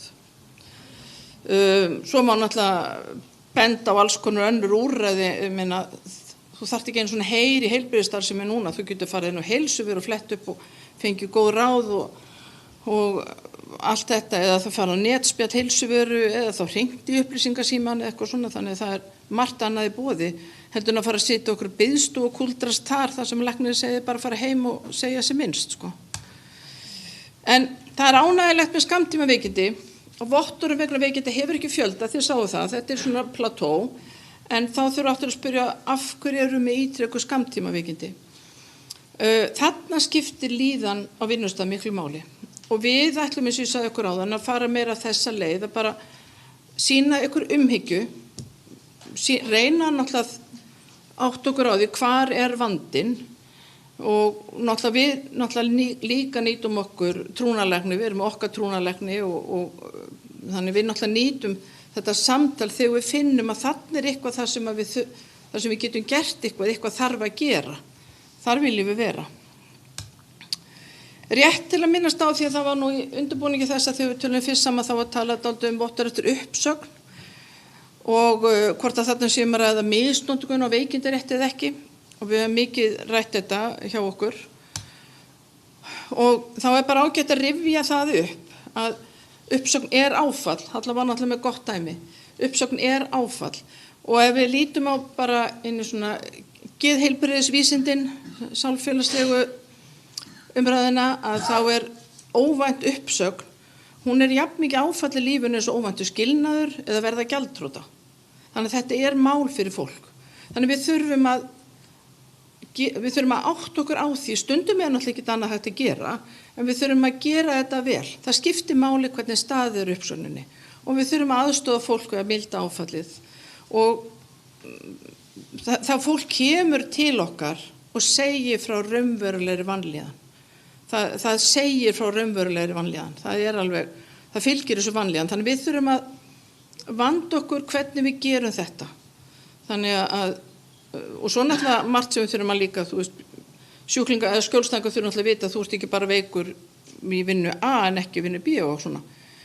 En þetta alltaf mikilvægt að hafa í huga með vottur eftir uppsögn að við erum að fá fólk sem bara algjörlega ráðþrota öllu lít og líður illa. Þannig við þurfum það þarf að vanda þegar þessi leið er farin. Þetta getur það alltaf komið til og hópauppsagnir alltaf. Ég þarf ekki að segja ykkur það. Góð ráð, aftur Klara sýndi ykkur áðan. Við skulum reyna að greina betur hvaða veikindi fjárhustir eru þetta hjá okkur. Við erum á þeirri vegferð. Við ætlum að leggja áherslu á, eins og ég sagði, ófáleg samtöl, skilaboð frá vinnuveitandunum að þú skiptir máli. Það skiptir máli hvernig þið líður. Það bara gott að þú flottir, þú hvíliði núna og svo sjáumst við næstu viku eða eitthvað svona. Við erum að sýna umhyggju, en við þurfum líka að hlusta á þegar fólk segir ég get ekki unnið þarna því að sí og svo. Það getur náttúrulega verið samstarfsmaður, það getur verið loftið, getur verið hvað sem er. En við þurfum bara öll að stefna því að fólki líði vel í vinnunni og þannig getur þó vonandi minnkað aðeins þessar veikindafjárhustir. Við ætlum þangað. Takk fyrir.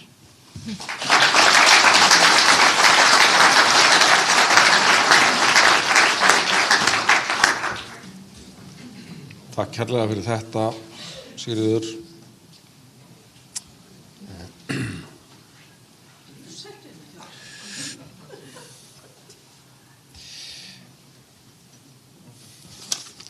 Þá komið að síðasta frumælandarum okkar, Bjarna Kristjánssoni, þjónustustjóra hjá öðrum viðsemjanda FA, sem Viska stéttarfélag.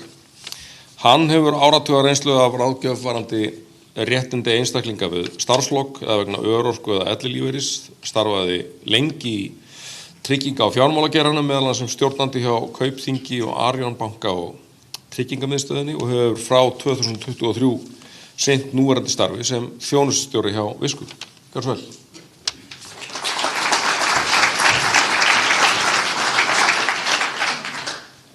Já, takk fyrir, Ólafur. Ég ætlum bara að byrja á því að minnast á það að þetta bara frábært framtak, þetta samtal. Líka sniðugt hjá okkur að hafa þetta í febrúar, það annarkur maður með flensu. Ég nýst inn upp á flensu, þannig að ég slapp betur en þið. Ég maðurinn á gólfinu. Ég sé þjónustu og ráðgjöf hjá Visku og ég hef beina tengingu við fólk sem hringir inn vegna veikinda. Mig langar að fara yfir hvernig Viska að nálgast þetta fólk og hvernig við erum að gera þetta. Aðeins Visku stéttarfélag, þetta nýtt félag. Við erum stærsta stéttarfélag háskólamenntar á Íslandi. Fjöldi félaga nálgast 6.000 félagsmenn. Formaður félagsins banna mér að segja félagsmenn, ég þarf að segja félagsfólk. Þannig að þá það leiðrétt. Viska fyrir alla háskólamennta. Þetta eru yfir 100 gerðir á námskráðum sem eru þarna hjá okkar félagsfólki. Það eru 70% hjá Visku kvenfólk, 71%, 29% karlmenn. Almenni markaðurinn er 30% af félagsfólki. Opinberi markaðurinn opinberi geirinn cirka 63%, síðan eru aðrir 7%. Kjarninn í ráðgjöf til félagsfólks veikindaréttinn, það er lykilatriði. Skilgreining á veikindarétti. Við fórum í þá vinnu að skilgreina öll okkar ferli, meðal annars ferlið sem tekur á veikindaréttinum.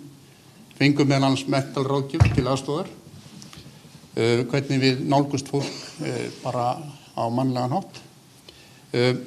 Við skilgreinum þetta svona, rétturinn til að ná bata og komast aftur til starfa, aftur til virkrar þátttöku í lífi og starfi. Aðeins nánar, virkni og endurkoma kjarninn í allri ráðgjöf til félagsfólks. við sem sagt reynum að tækla þetta að lausna með. Það að fólk sem sagt að koma til starfa náttúrulega bara nauðsynlegt fyrir geðheilsuna í mörgum tilvikum. Hvernig gerum við þetta? Svona overview eða yfirsýn á ferlinn okkar. Það sem að nánast öll stéttarfélögin að gera, það stöðugreining og snemmtækur stuðningur. Það náttúrulega bara þetta að vera til staðar. Það skiptir miklu máli. Tilkynna veikindin, halda bókhald, reyna að meta hversu lengi, vera í góðum sambandi við sinn yfirmann og svo framvegis. Þetta gerir ég ráð fyrir að öll stéttarfélögin að gera. Síðan kemur því sem mikilvægt að það að gera raunhafa áætlun endurkomu. Við réðum til okkar starfsmann frá VIRK og þetta hefur mælst gríðarlega vel fyrir. Við fáum 200 beiðnir á ári eða erindi vegna veikinda og þetta mjög mikilvægt. Við veitum aðstöðu við að gera raunhafa áætlun. Hvetjum fólk til að leita leiða til að hlúa sjálfu sér, gríðarlega mikilvægt. Bara að segja þetta. Mælumst til að fólk fari í heimsókn á vinnustað af og til og haldi áfram að sækja viðburði. Stundum það ekki í boði. Halda reglulegu sambandi við yfirmann til að upplýsa stöðuna, til að viðhalda tengslum og trausti. Mjög mikilvægt.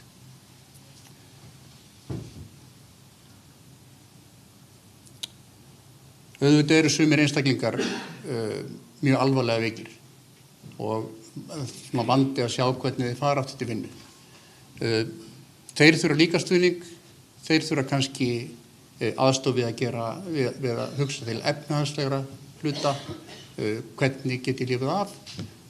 Ég á veikindarétt, ég hef frá stéttarfélögunum mínu, ég með endurhæfingarlífeyri og svo framvegis og Viska með reikniverk sem að tekur saman það sem í boði og reynir að hámarka það sem að hægt að gera.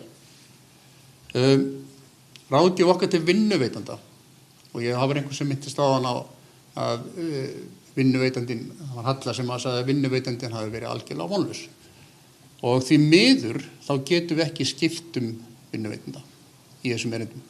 Við getum ekki skipt út yfirmanni. Það ekki í boði. Stundum langar manni alveg að skoða það.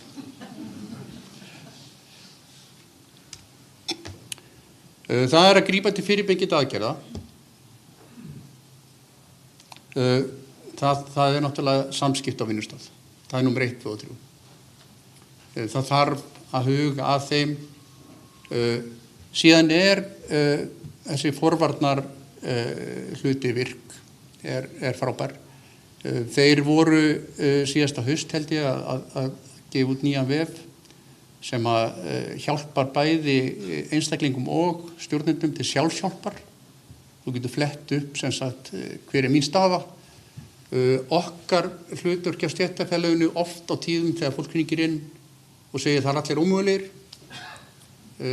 í rauninni að koma fólki í að horfa inn á við, gera eitthvað fyrir sjálfa sig, hlúa sjálfu sér. Ef þetta fer eitthvað lengra að líta á þetta tækifæri til að bæta sig í vinnu, hvernig kemst ég þangað og svo framvegis, fara á enn forvarnarvef VIRK, greina sjálfa sig, hjálpa sjálfu sér að meta raunverulega stöðu eða eins og sumir gerði hérna að hætta bara á þessum vinnustað. Þá hann bara ekki fyrir mig eða stjórnandinn bara, ég næði ekki að tengjast honum. Búa til jákvætt starfsumhverfi fyrir endurkomu. Það mjög oft sem við rekum okkur á það að það annarkvæmt kemur í 100% vinnu eða ekki neitt. Þannig að það þarf að leyfa fólki að koma tímabundið í hlutastarf og vinna sig upp í að vera í 100% vinnu.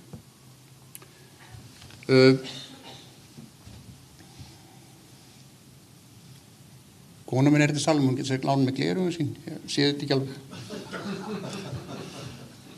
En að lokum, það sem allir vilja vita, og það ég náttúrulega að því ég stýri þjónusturáðgjöf hjá Visku, skynjum við mikla misnotkun á veikindarétti. Svarið við því bara nei. Skynjum ekki mikla, hún alveg fyrir hendi. það eru af þessum 200 erindum eru kannski 5 á ári sem við skynjum að það er verið að misnota veikindrættin. Það er mismunandi milli kynslóða. Við höfum oft lent í því að útskýra fyrir sérstaklega yngra fólkinu að þetta er ekki bara réttur eða hlunnindi. Þetta er neyðarvörður. Þetta er bara ef þú ert alvarlega veikur og það skilur ekki fyrst hvað maður að segja. Það segir bara, en ég á þennan rétt. Þetta er minn réttur sem er há rétt. En rétturinn er hugsaður til þess að taka á málum ef ég veikist alvarlega. Það er kannski einu svona ári sem við fáum símtal þar sem að einhver spyr ég ætla að fara í veikindaleyfi, hvernig ber ég maður? Það er einu svona ári. Þetta er mjög sjaldgæft. Og þið sjáu bara af 200 erindum að þá er þetta mjög lítið hlutfall sem að við skynjum að þetta sé eitthvað svona. Og af því er langstærsti parturinn bara hreinlega að það er verið að misskilja hvað réttur þetta er. Ég ætla ekki að hafa þetta lengra. Þetta er bara, ég er maðurinn á gólfinu. Þetta er bara okkar reynsla og hvernig við setjum þetta upp. Og bara takk fyrir.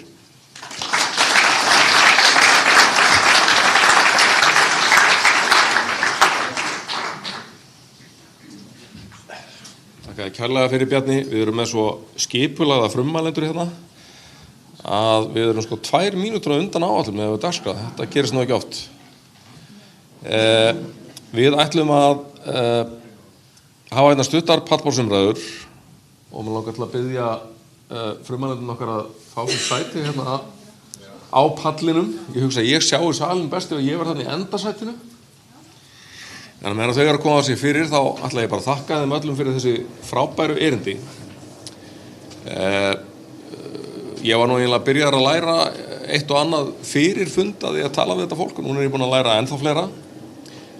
Og það sem að Bjarni kom inn á hérna í lokin með sko ráðgjöfina sem að er að fá hjá stéttarfélagunum, þá að því gefna við lítum á þetta sem samvinnuverkefni, þá var náttúrulega alveg sjálfsagt mál að atvinnurekendur sæki sér líka ráðgjöf og stuðning hjá stéttarfélagunum. Því að þar er mikil þekking. Misnotkunarmálin sem hann nefndi og eru vissulega, örugglega, mjög fá, þau geta hins vegar búið til mjög stór vandamál þegar að atvinnurekandinn upplifir að stéttarfélagið standi með einhverjum sem að er ekki að nýta veikindaréttin eins og ætti að vera að nýta hann. Og ég held að samtal og samstarf þar geti enn og aftur dregið úr núningi og misskilningi og bætt tilveruna bæði hjá atvinnurekendum og launþegum. En núna er satt komið að pallborði og það er nú ekki síst hugsað til þess að þið hérna í salnum getið spurt. Hún Ásdís ætlar að fá sér göngutúr með hljóðnemann til þeirra sem eru með spurningu. Og þá bara er lýst eftir spurningum af því að þið eru Íslendingar og þetta er svona íslensku salur, þá veit ég að það þarf alltaf að hita upp áður en að fyrsta spurningum kemur. Þannig að hér er svo fyrsta. Það höfðu allavega 2 félagsmenn sambandið mig fyrir fundin og sagði spurðu þau út í sænska kerfið. Og það er alltaf góð spurning af því að í Svíþjóð er það kerfi að fyrsti veikindadagurinn er í rauninni á kostnað launþegans, hann fær hann ekki greiddan. Og út frá því sem við erum búin að vera að ræða hér þá getum við ímyndað okkur svo að það séu bæði kostur og gallar það kerfi. Annars vegar þá mögulega dregur það úr vottorða ásókninni fyrir algjör skammtímaveikindi. Það getur líka stuðlað því að fólk sé ekki að melda sig veikt eða er ekki í alvörunni veikt, en svo getur það hins vegar líka orðið til þess að fólk mæti í vinnuna þó það sé veikt. Þá er spurningin, hvaða skoðun hafið á þessu með sænska kerfið? Er það einhvern innlegg í þessa umræðu? Hver vil byrja að svara? Það er vel gert þeim.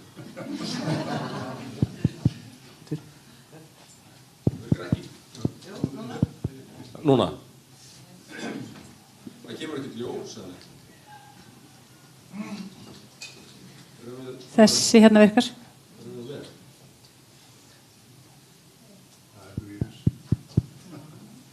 Jæja, Halla ætlar að byrja, gjör svo vel. Já, hann rétti mér mikrofónu til að prófa hann, svo ég bara, það er alltaf gott að hafa mikrofón. En já, sko, það var nú smá staðrænd þetta hérna á glærunni hjá mér áðan að það eru fleiri í Svíþjóð sem mæta veikir í vinnu heldur en hérna.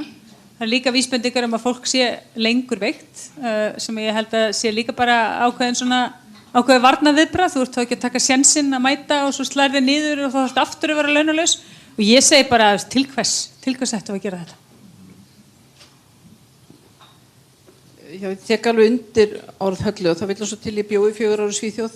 Þá var ég nú bara við góða heilsum. Ég var veik 1 dag, fekk ælupest og þetta var maður náttúrulega bara námslána-launum og allt þetta. Man munaði bara launin og ég var bara alveg ógeðslega fúl með að missa laun þennan eina dag því ég var bara mæti upp á punkt og prika öll 4 hinn árin, sko.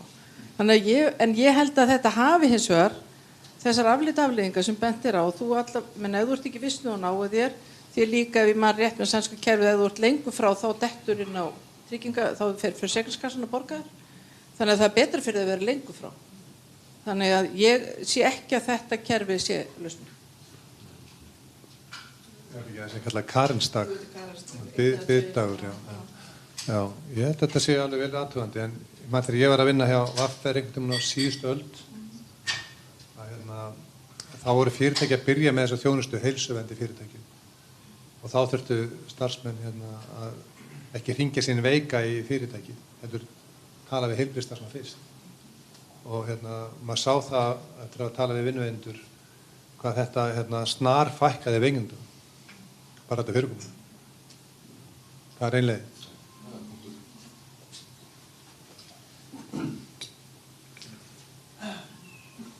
Nú veit ég ekki hvað gerist. Já, ég skulum orða það þannig að ég efasemdur þetta. Vegna þess að við viljum ekki stuðla því að fólk sé að koma veikt í vinnuna. Til spurning, Helena Björnsson. Takk fyrir, já. Bara byrjaði að þakka frábær erindi, algjörlega til fyrirmyndar. Ég kem frá fyrirtæki sem heitir Menntaráðgjöf, áður nefnt, og ég nefni það vegna þess að það segir kannski svolítið áhersluna sem við erum að taka og erum að velta fyrir okkur andlegri heilsu og vinnustaðumhverfi og fleiru. Við heyrum oft, og ég ætla að gera þetta þannig að aðrir sjá platveikindi innan gæsalappa og mér langaði aðeins að heyra, og ég ætla kannski að fá að nefna þegar fólk mætir ekki til vinnu af því að það er með svaf illa í nótt eða var að gangi gegnum sambandsslit eða eitthvað álíka, þar sem að kannski meira andlegir hlutir er að verki heldur en kannski bein líkamleg veikindi. Og ég bara velti aðeins fyrir mér, hvað köllum við platveikindi, hvenær erum við að misnota, þið vitið, og bara kannski fá að heyra aðeins ykkar take á það. Platveikindi. Guðni, þú sérsangur platveikindi. Það er ekki sniðugt að beina spurningum að mér í dag. En þetta átti kannski ekki að verða reynslusögur. En þær eru margar, ég ætla að segja bara eina, og hún kemur ekki frá mér. Vinnufélagi minni, hann á eiginkonu sem vinnur á stór vinnustað og þar eru mjög margir ungir launþegar og þau komust að því að þar var tekið upp kerfi að þegar þau voru að hringja sín veik þá lögðust þau í sófann og með höfuði yfir bryggina þá voru þau í röddinni eins og ég er núna.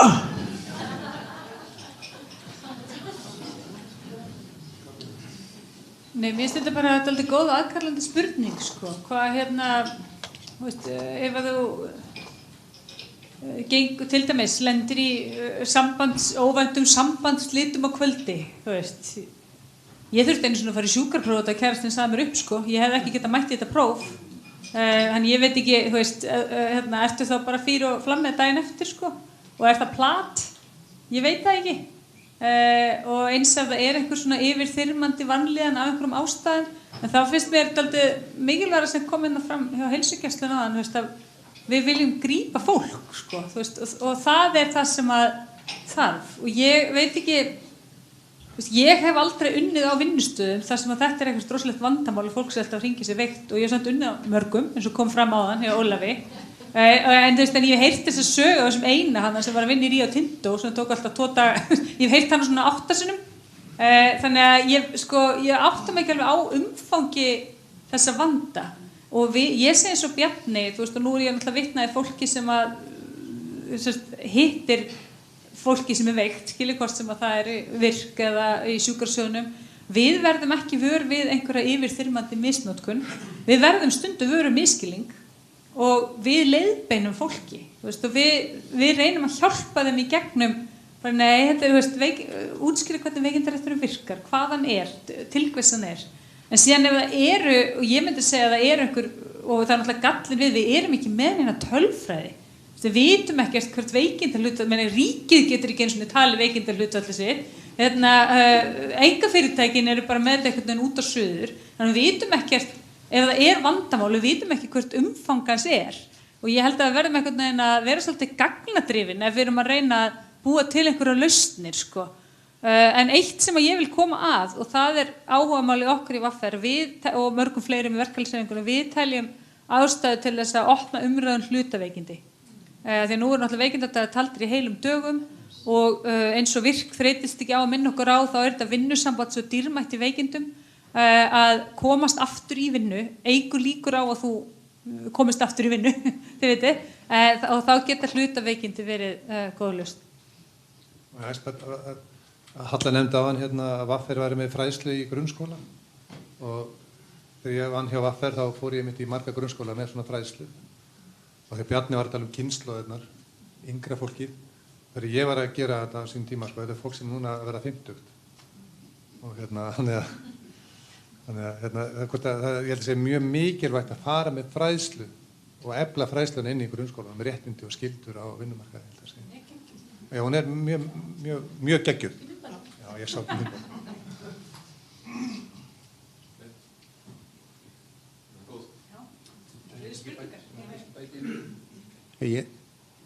Ég held að þessi platveikindi, ef við erum að tala þau, það kemur ekki inn að borð stéttarfélaga. Það yfirleitt bara fólk sem alvarlega veikt sem hringir í okkur til að spyrja réttindi sín og raunverulega fá þessa að við getum hlúað að þeim. Bara rétt bæti við þetta kemur líka lítið inn á heilsugæsluna, vonandi náttúrulega bara skammtíma fjarvistir, en þegar við fáum þessi erindi til okkar þá fólk að lýsa, það að lýsa vanlíðan, þó maður getur kannski sagt, við getum alltaf haft eitthvað svona nánast fordum, já, maður kannski ekki samt sem maður bara mætti eitthvað svona, en fólk að lýsa vanlíðan, þess vegna mæti það ekki vinna. Ég þarf að fá að skjóta þetta inn sögunni starfsmannin hjá kjötvinnslunni sem var alltaf að hringja sig inn vegan. Því var ekki vel tekið. En við höfum aðra spurningu hérna aftar. Já, góðan daginn, komið sæl. Ég heiti Sigríður Þrúður, mannustýri hjá Kópavogsbæ og kæra þakki fyrir þetta frábæra fund. Við vorum mjög spennt að mæta hérna nokkur og ég sé það eru margir kollega mínir hérna frá sveitarfélögunum og opinberageiranum.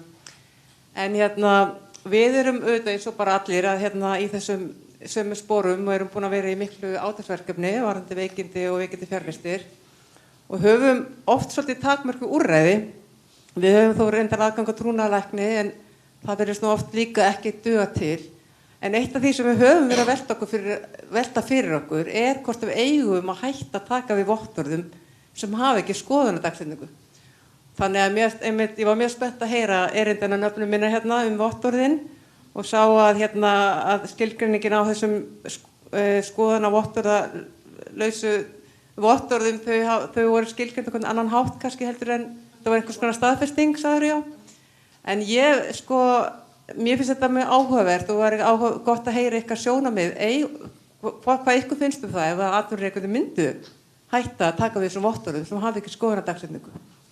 Og svo vil ég líka bara taka undir með það nefndi einhver varandi gögnin, að það náttúrulega útilokað að vinna með veikinda fjarvistin að hafa gögn og það þarf bara sannlega að fara eitthvað landsátak að reyna að samræma skilgreiningar og annað sem býr þar að baki.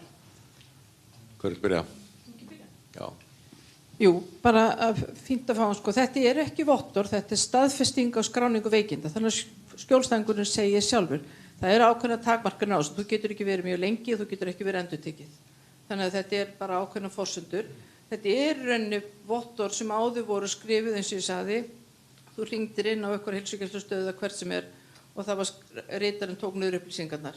Við höfum ekki efni á og það er engin læknisfræðilegur tilgangur í að vera að blokka allar biðstofur og læknatíma með einhverju tilfallandi veikindum sem eru best geymt heima hjá sér og bara fólk þarf bara að láta sér batna sjálft og haga sér skynsamlega og leita upplýsingu og heilsuvöru eða hvar sem eða eitthvað svona.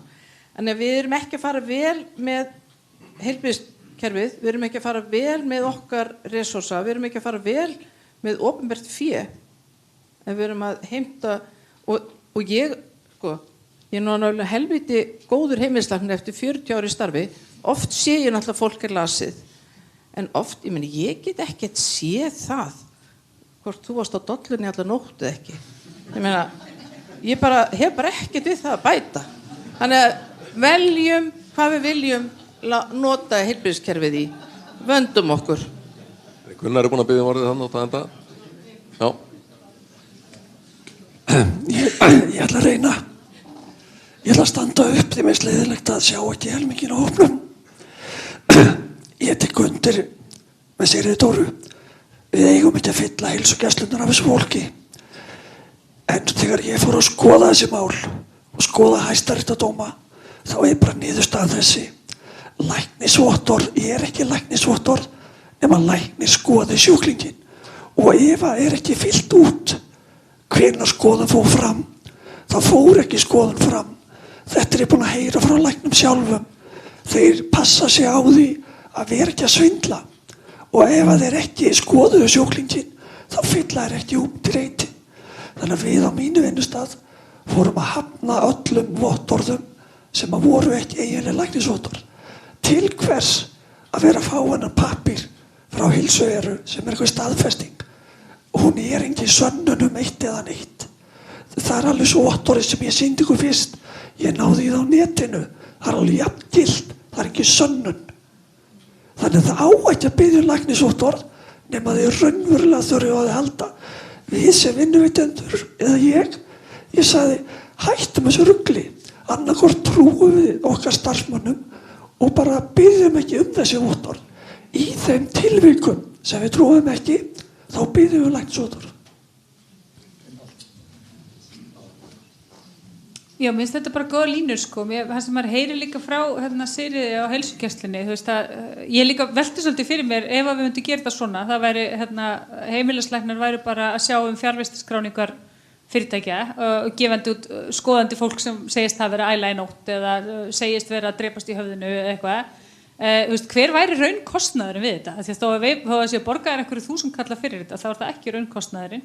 Fyrir utan náttúrulega heilbrigðisþjónustan erum við með takmarkaða resursa. Þannig ég held að það verður bara það þarf að finna einhverjar aðrar leiðir, en það snýst þá þessa vinnustæði það sem þetta traust er ekki fyrir hendi. Og auðvitað er það fyrsta sem þú vilt reyna að gera, er að byggja upp traustið. Og lögmaður VR sagði frá því að vera einhver regla einhverju fyrirtæki í Japan eða einhverju fyrirtæki eða sveitarfélag eitthvað að ef það var hátt veikindahlutfall einhvers staðar þá var yfirmaðurinn rekinn. Þannig ég held að sé hægt að gera ansi margt, en ég skil alveg áskoranirnar og við viljum tala þær og við viljum það.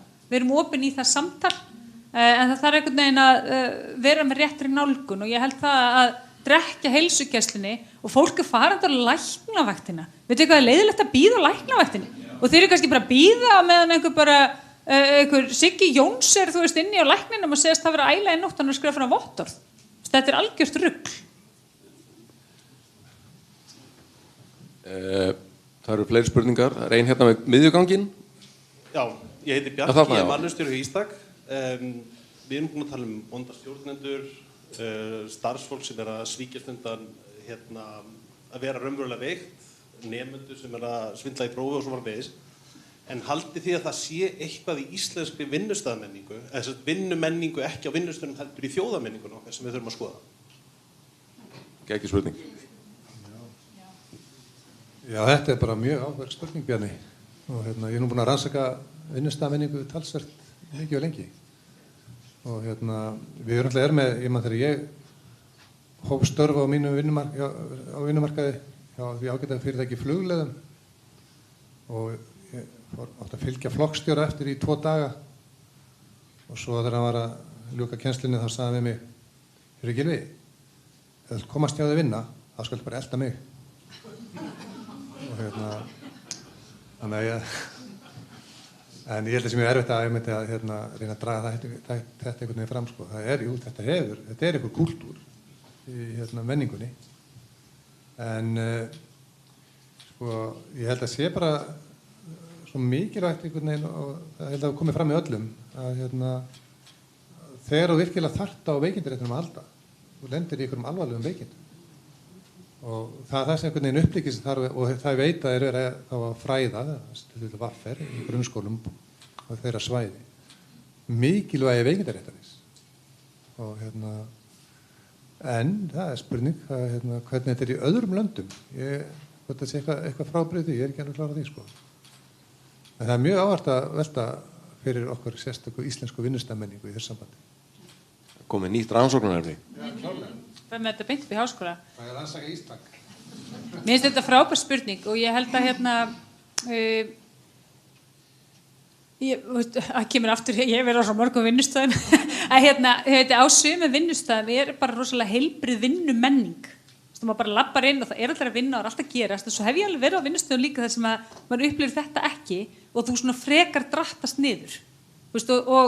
Ég sem starfskraftur verði ekkit betri heldur en þið veitir, hópurinn í kringum mig og þannig ég held að þetta getur verið mismunandi eftir vinnustöðum. En ef það er eitt samt sem að ég hef áhyggjur af hvað varðar svona vinnumenningu í Íslandi, ég held að ungt fólk í dag fá ekki sömu tækifæri og ungt fólk fekk þegar ég var ung og því flestirninni voru ung. Og ég held að tækifærin til þess að læra að vinna, þú lærir það ekki í skólanum hjá Gylfa eða einhvers staðar annars staðar, þú lærir það í vinnunni.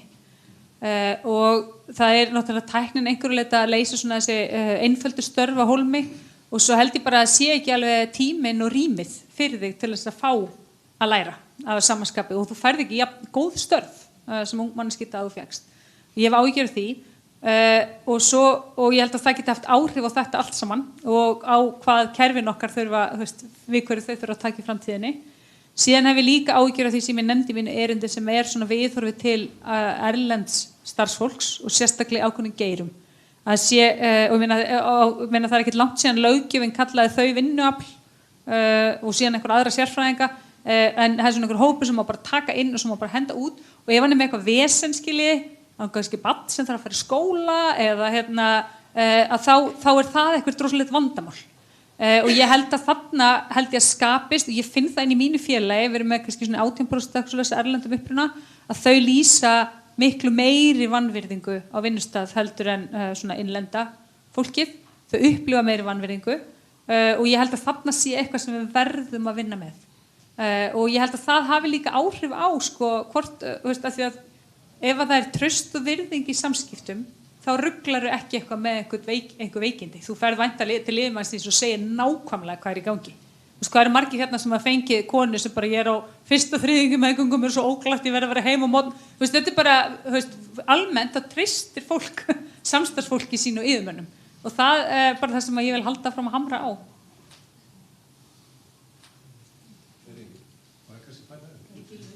Það að bæta við þegar ég var að hjá Vaffer þá mann eftir að komst strákur til okkar Portugali sem að vann í framleiðslufyrirtæki og hann þurfti eitthvað að eiga erindi við skattinn út af sínum málum og vildi fá frí í fyrirtækinu til að fara í skattinn og græja sín mál og það var ekki hægt að fá frí og það er sagt þú verður bara að skreppa og og ég held að þetta sé svona menningin á Íslandi það er þessi skreppmenning sem að þekkist ekki annars staðar. Hvert er hljóðneminn núna komin? Þarna Björnsvör. Já, góðan daginn. Hrefna heiti ég, kem frá Auðnast. Við þjónustum vinnustaði við heilsu og öryggi og sérstaklega sálfélagslega þætti og hreyfa stoðkerfið þannig að við erum mikið í fjarvistamálunum. Mér langar að byrja á hrósa ykkur fyrir að vera klár, skemmtileg og skynsöm. Mér finnst að vera geggjum blanda. Og ég gleymdi spurninguna þegar ég var svo mikið að hlusta það sem þið voruð að segja í seinustu svörum. Mér langar aðeins að vekja athygli á hinni hliðin á teningnum eða peningnum. Við erum búin að vera að tala um fjarvistir og mér langar aðeins að heyra hvað þið hafið að segja um viðveruna. og viðveran oft svo gott að flokka í tvennt, þeir annars vegar bara gagnleg og þeir sem að mæta og eru starfshæfir og eru bara frábærir, afkasta og svo hinir þeir sem eru það ekki. Og í fjarvistunum höfum við dagana sem við getum talið og kostnaðina bak hvern dag og allt þetta verður svo sýnilegt. En þessi hlið, hún verður okkur dulin og mér langaði kannski, Halla, þú komst aðeins inn á þetta í þinni hérna, mér langar að þakka þér fyrir það og svo langar mig kannski bara aðeins að heyra sjónarhorn heilsugæslunnar. Bara hvernig þetta að birtast ykkur? Hvað segir fólk sem að komin á heilsugæsluna og að lýsa heilsu sinni og jafnvel ekki starfshæft en að mæta? Þarna undanfarin jafnvel af fjarvistunum. Þannig að spurning mín hvernig horfir þetta við ykkur og getur verið að við séum, kannski erum við búin að vera í eðlilegri tilfærslu, að við erum bara menningina, þegar við vorum aðeins að tala um menninguna, senasta spurning, getur verið að við séum bara í einhverjum eðlilegum fasa. Hvernig eigum við að horfa á fjarvistir viðveru, gaglega og ógaglega, endilega við þið finnið orðið yfir presentísum á íslensku þá með endilega senda mig línu. Hver er að byrja? Sigríður? Ég get alltaf að byrja bara sem vinnustaður og þá leggjum bara áherslu á, við náttúrulega erum með ramma, þú verður að mæta í vinnuna, þú ert með ákveðna vinnuskyldu, það er ákveðna vikur, dagar per viku, ákveðna klukkstundir per viku sem þú þarft að skila af þér, og svo hefur líka náttúrulega sveigjanleika. Þannig að, og við leggjum áherslu á það er bara svona nokkuð skýr rammi og svo hefur bara allan sveigjanleika sem byggir náttúrulega á trausti. Að það bara traust það að þú ert að skila af þér þínum verkefnum. Náttúrulega líka mjög mikið verkefnum í það. En þannig að þetta allavega svona okkar starfsmannapólitík, en varðandi skjólstæðingar sem að koma þá bara, finnst mér þetta ekki vera, ég er bara að hugsa tilbaka, sko, þetta ekki mikið, fólk ekki að koma til okkur og velta fyrir sér að fara í veikindaleyfi. Það ekki að koma þannig, það ekki að koma með, þetta kemur með pestir og annarkvort það heima eða ekki, en svona vanlíðan tengt vinnustað eða starfslokum eða hvað sem þú veist, þetta fólk kemur allavega ekki til okkar að ræða þetta við okkur hvort það eigi að fara heim eða ekki. Það ræði bara út frá líkanlegri vanlíðan sem stundum náttúrulega vissulega byggir sig á andlegri vanlíðan en það lýsir líkanlegum einkennum sem bara tengt svefnleysi kemur fram í höfuðverk og bakverk og magaverk og þreytu og öllu saman og þannig að fólk lýsir líkanlegri vanlíðan. Ég get alltaf sagt að fullir ráðgjafinn hana með hvítunnið í hádegisverðinni, en hún vildi að við værum rosalega mikið í vinnunni, en við vissum ekki alveg hvað við áttum að vera að gera þar. Og það var engin svona verkefni með nálgun. En ég held að þetta sé alltaf svona, auðvitað sum störf þess eðlis að bara, þú ert á staðnum. Og ég vinn stundum svona í verslun með sessunuti þínum hjá henni og þá auðvitað maður á staðnum og svo ef maður rosa stuði þá kannski og það eitthvað rólegt og þá nærðu að þurrka af öll í leiðinni skilji en svo ertu kannski þreyttar aðra daga og þú nærðu ekki að gera það alveg kröftulega þannig að þetta svona eintegundastörf svo þetta umönnunastörf önnur en svo náttúrulega sem við flest erum í svona sem stundum eru kallað bullshit jobs svona, þú veist og við værum í verkvall það myndi ekkert rosalega mikið breytast í dag skilji en að það ertu kannski með þú veist það þarf ekki að horta á hver eru verkefnin og hver að skila og ég bara því það er svo opin og einlega umræðina þá við stundum hugsað þetta í samhengi við vinnuvikuna því við höfum náttúrulega verið að berjast fyrir því að stytta hana til þess að fólk hafi meiri svona þú veist, betra samspil, vinnu og einkalífs og getur verið meira með fjölskyldunni sinni og sinnt hugðuröfnum og þetta mjög mikilvægt og tæknibreytingar skilir sér þessu. En það má samt ekki vera þannig að vinnan fara að vera bara einhver afplánun. Þú veist, og þú bara komir í vinnuna og þú eru að vera svo sjaplín í myndin á hann bara, borða við borðið og halda áfram, og náir ekki að kommunikera við vinnufélagana og meir ekki vera. Af því að það er það sem svo dýrmætt í vinnu, líka að vera hluti af einhverju, þú veist, og vera hluti af einhverju og þeir að skapa eitthvað saman og gera eitthvað saman og stór hlut, og nú ég að tala svona aðeins anekdótal, ég á miklum samskiptum við trúnaðamenn VR og ég spyr alltaf bara hvernig stemmingin á vinnustanum, hvernig líður ykkur, þið með sveigjanleika og bara stór hluti af VR-félögum vinna þannig vinnur og það þeim bara líður vel og þeim, það borin virðing fyrir störfum þeirra og þeim finnst þau vera hluta fyrirtækinu sínu og þetta held ég að sé mesta dýrmætist það getur haft, bæði fyrir okkur launafólkið og fyrir fyrirtækin og verðmætasköpunina og allt sem við erum að brasa. Bara örstutt, í menntaskóla með sögukennara sem mætti alltaf á mótnana, svo sagði hann þegar í byrjun tímans, rétt upp hönd sem eru fjarverandi í anda. Nei, geggjur spurning hjá hann. Og verandi háskólakennari í 26 ár, þá ertu aldrei í frí. Ekki einu sinni þurft í mjög afmælilega skipti.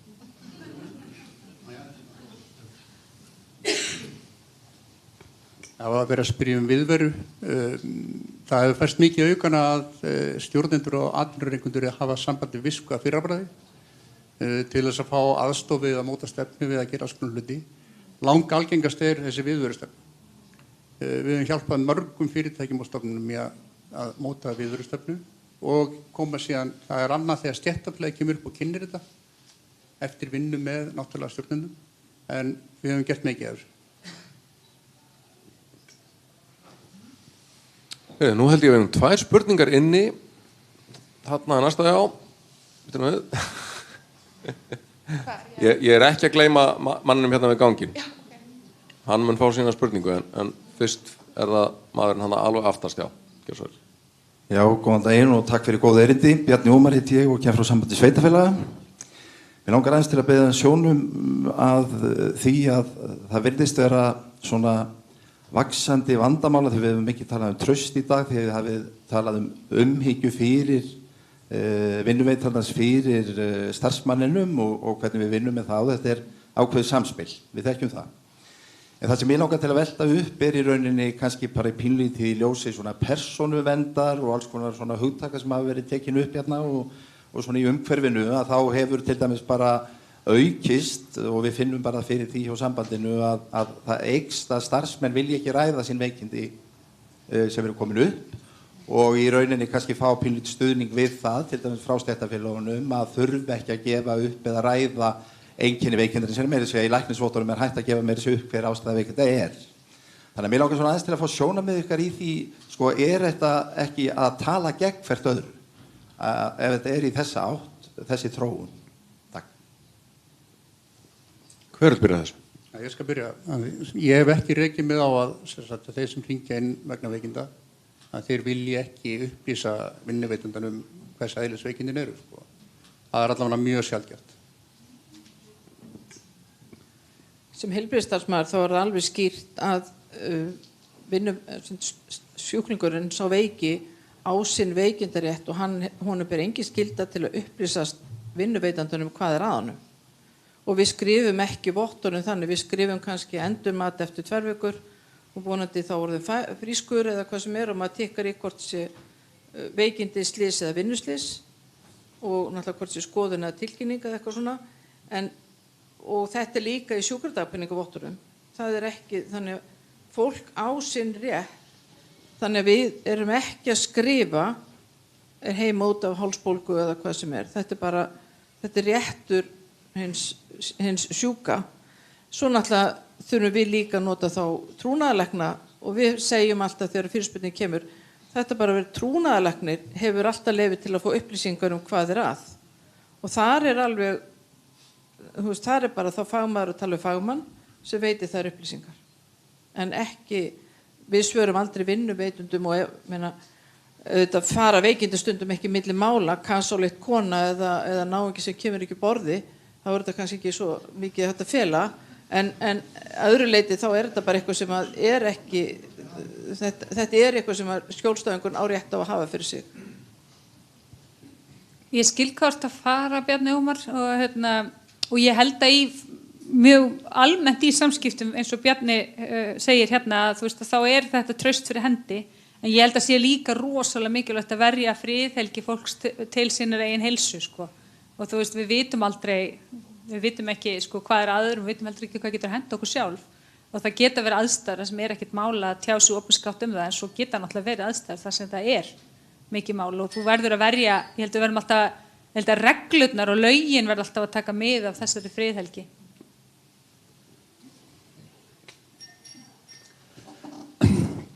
Sko, löggjafinn, hann hefur svarað þessu.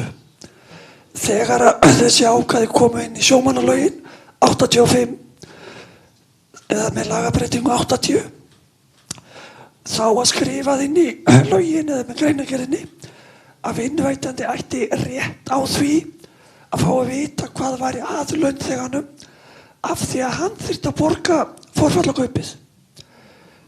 Svona var það í greinargerðinni í byrjun. Löggjafinn tók þetta út.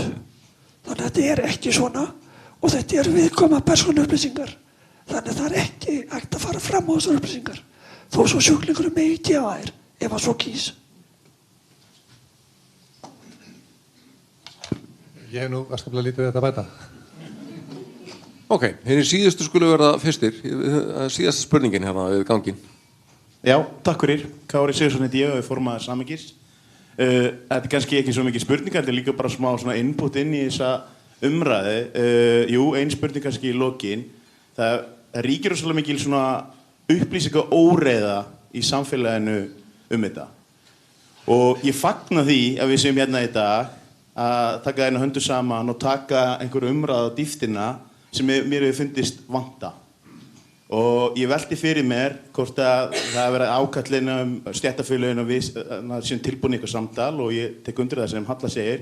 Já, við erum tilbúin í samtal en þá verður líka að linna þessum áróri sem í gangi í fjölmiðlum, upplýsingaóraði sem sett fram og það er að tína til einhverja tölur. Þú stundur kallað strámaðurinn eða cherry picking eða hvernig sem við ætlum að horfa á þetta. Vandamáli okkar að gögnin okkar ekki nógu góð í dag. Vandamáli líka að við vitum ekki hvað eðlilegt veikindahlutfall. Það eru flensur hérna, við búum í Íslandi. Það eru flensur. Hvað eðlilegt skammtímaveikindi?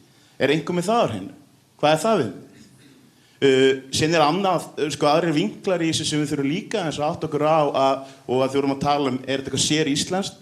Við fengum á stofnun ársins til okkar, bara fyrir stuttu síðan, fengum við góðan mann frá Svíþjóð og fengum okkur tölur þaðan og þetta ekkert sér íslenskt.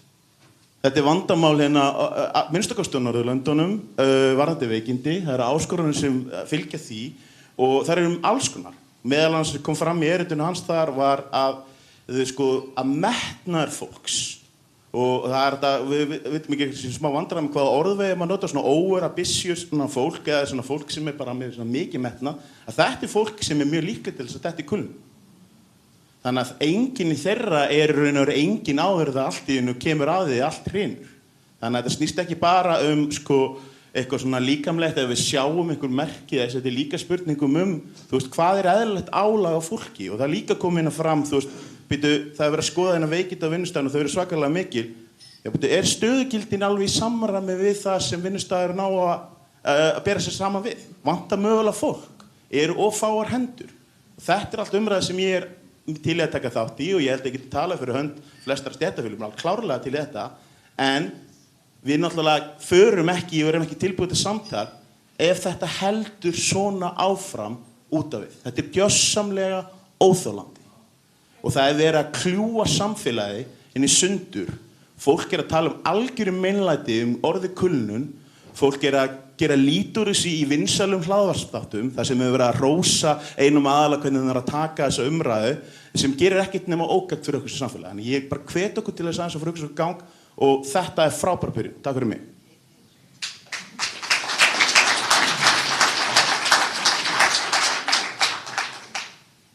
Viljið þið bæta ykkur við þetta? Já, ég kannski kom eitt innlegg í þetta. Takk fyrir þetta, Kári. Ég held að koma aldrei neitt út úr þessu samtali. Það allir ykkur samtali. Það búið að tala saman í 20 ár. Það þarf að gera eitthvað. Og samtalið skilar engu. Mér langar bara að nefna þessum atburði sem var auglýstur á Facebook. Þar tjáir sig gamall verkalýðsleiðtogi, forverið þinn, Sjöfn Ingólfsdóttir.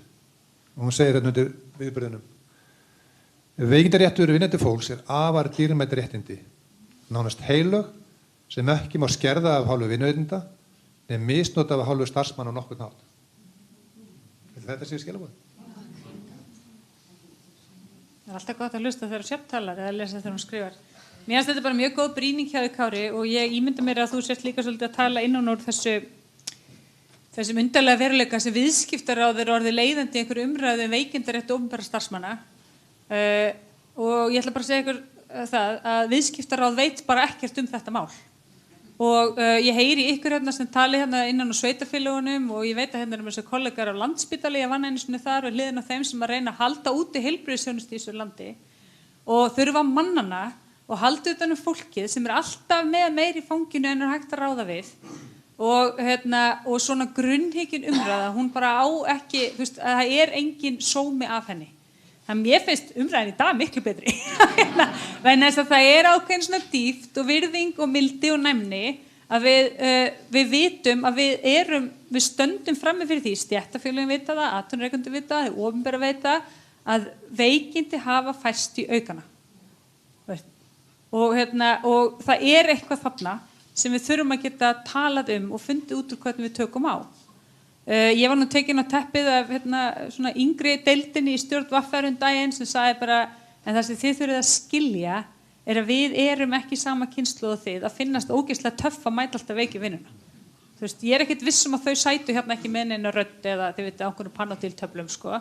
Það slæmt? Það ekki? Þú veist, eiga kynslóðna kannski aðeins að læra hvora af annarri. Stundum kannski ástæðu til að mæta þó maður sé slappur. Oft líklega ekki.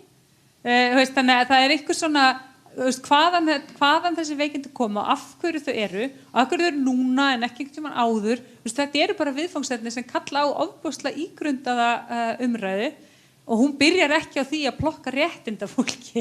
Það ekki útgangspunkturinn í þannig umræðu. En ég bara ofboðslega ánægð með þetta og eins og ég segi bara, svo ég gerir þetta mínu lokaorðum að við erum alltaf tilbúin til samtals, við erum tilbúin til fræðslu og við erum tilbúin til þess að fara yfir all gögn og svona eiga í samtali. Ég skil áskoranirnar sem að atvinnurekendur standa frammi fyrir og ég skil sérstaklega áskoranirnar sem litlir atvinnurekendur standa frammi fyrir. Það munur á því að og ég ætla líka bara að segja sko að launafólk hjá litlum atvinnurekendum, þeim finnst þetta líka erfitt. Þú veist, það munur á að tjekka sig út í mjamaskipti þegar þú veist að það risastórt fyrirtæki og það getur einhver gripið verkefnið þín en að vera á 5 manna vinnustað og vita að reikningurinn lendur á atvinnurekendunum og hitt fólki þarf að grípa verkefnið. Þetta erfitt fyrir báða aðila sko. Þannig að höldum þessu samtali endilega áfram í 20 ára viðbót eða meira. Já, takk. Mér langar bara fyrstulega að þakka fyrir fundin og samtalið og ég hef nú trúið þetta leiði til einhvers. Mér langar rétt að grípa með kulnunin í Svíþjóð, því ég fylgist nú nokkuð vel með þar. Þeir eru hættir að viðurkenna kulnun sem greiningu. Kulnun ekki greining á sjúkdómi. Þannig að, þeir eru í vandræðum með mjög hátt veikindafjarvistir og okkur svona miklu hærri við. En þannig það bara þeir eru að segja sko það ekki kulnun, það verður þá bara að takast á við hvað að. Er það heimilislífið? Er það ykkur undirliggjandi sjúkdómur? Er það vinnustafna? Hvað sem er? Kulnun per se ekki lengur til í Svíþjóð. Sem bara athyglisvert. Ég tek eins og heilsugrundvallans orð Höllu við viljum fara að skoða hlutaveikindi, nota það meira því við viljum líta á vinnustaðinn sem hann á að vera jákvæður, þá að vera gaman að mæti vinnuna. Það mismunandi gaman, en það á að vera gaman að hitta vinnufélagana, gaman að fástu verkefnin, svo það mitt sem stjórnandi að sjá til þess að fólk hafi svona sæmilega skrifborðstól og tölvukerfi og allt það og á að heimilegt álag, en þá að vera gaman að mæti vinnuna. Þannig að það verður að vera þannig og ég náttúrulega stýri heilbrigðisstofnun, þess að fólk fer í langt háskólanám til að hjálpa öðrum, líkna og lækna og eitthvað svona, þannig að fólk virkilega mótivera fyrir sínu starfi, en okkar markmið núna verður bara að tryggja það að fólki líði vel hjá okkur og vilji vera áfram og halda áfram að mæta. Já, ég vil kannski taka út úr þessari umræðu að það vantar mér í fræðslu, annarkot fræðslu inn í skólum, ég veit ekki, eða bara inn á vinnustöðum. Hvernig get ég, hvaða möguleika hef ég til að hlúa sjálfum mér, hvaða möguleika hef ég að mér líður illa í vinnunni og svo framvegis. En það vantar meiri fræðslu, klálega. Gunnar, ekki nokkur hálslokar með þér? Ég vil bara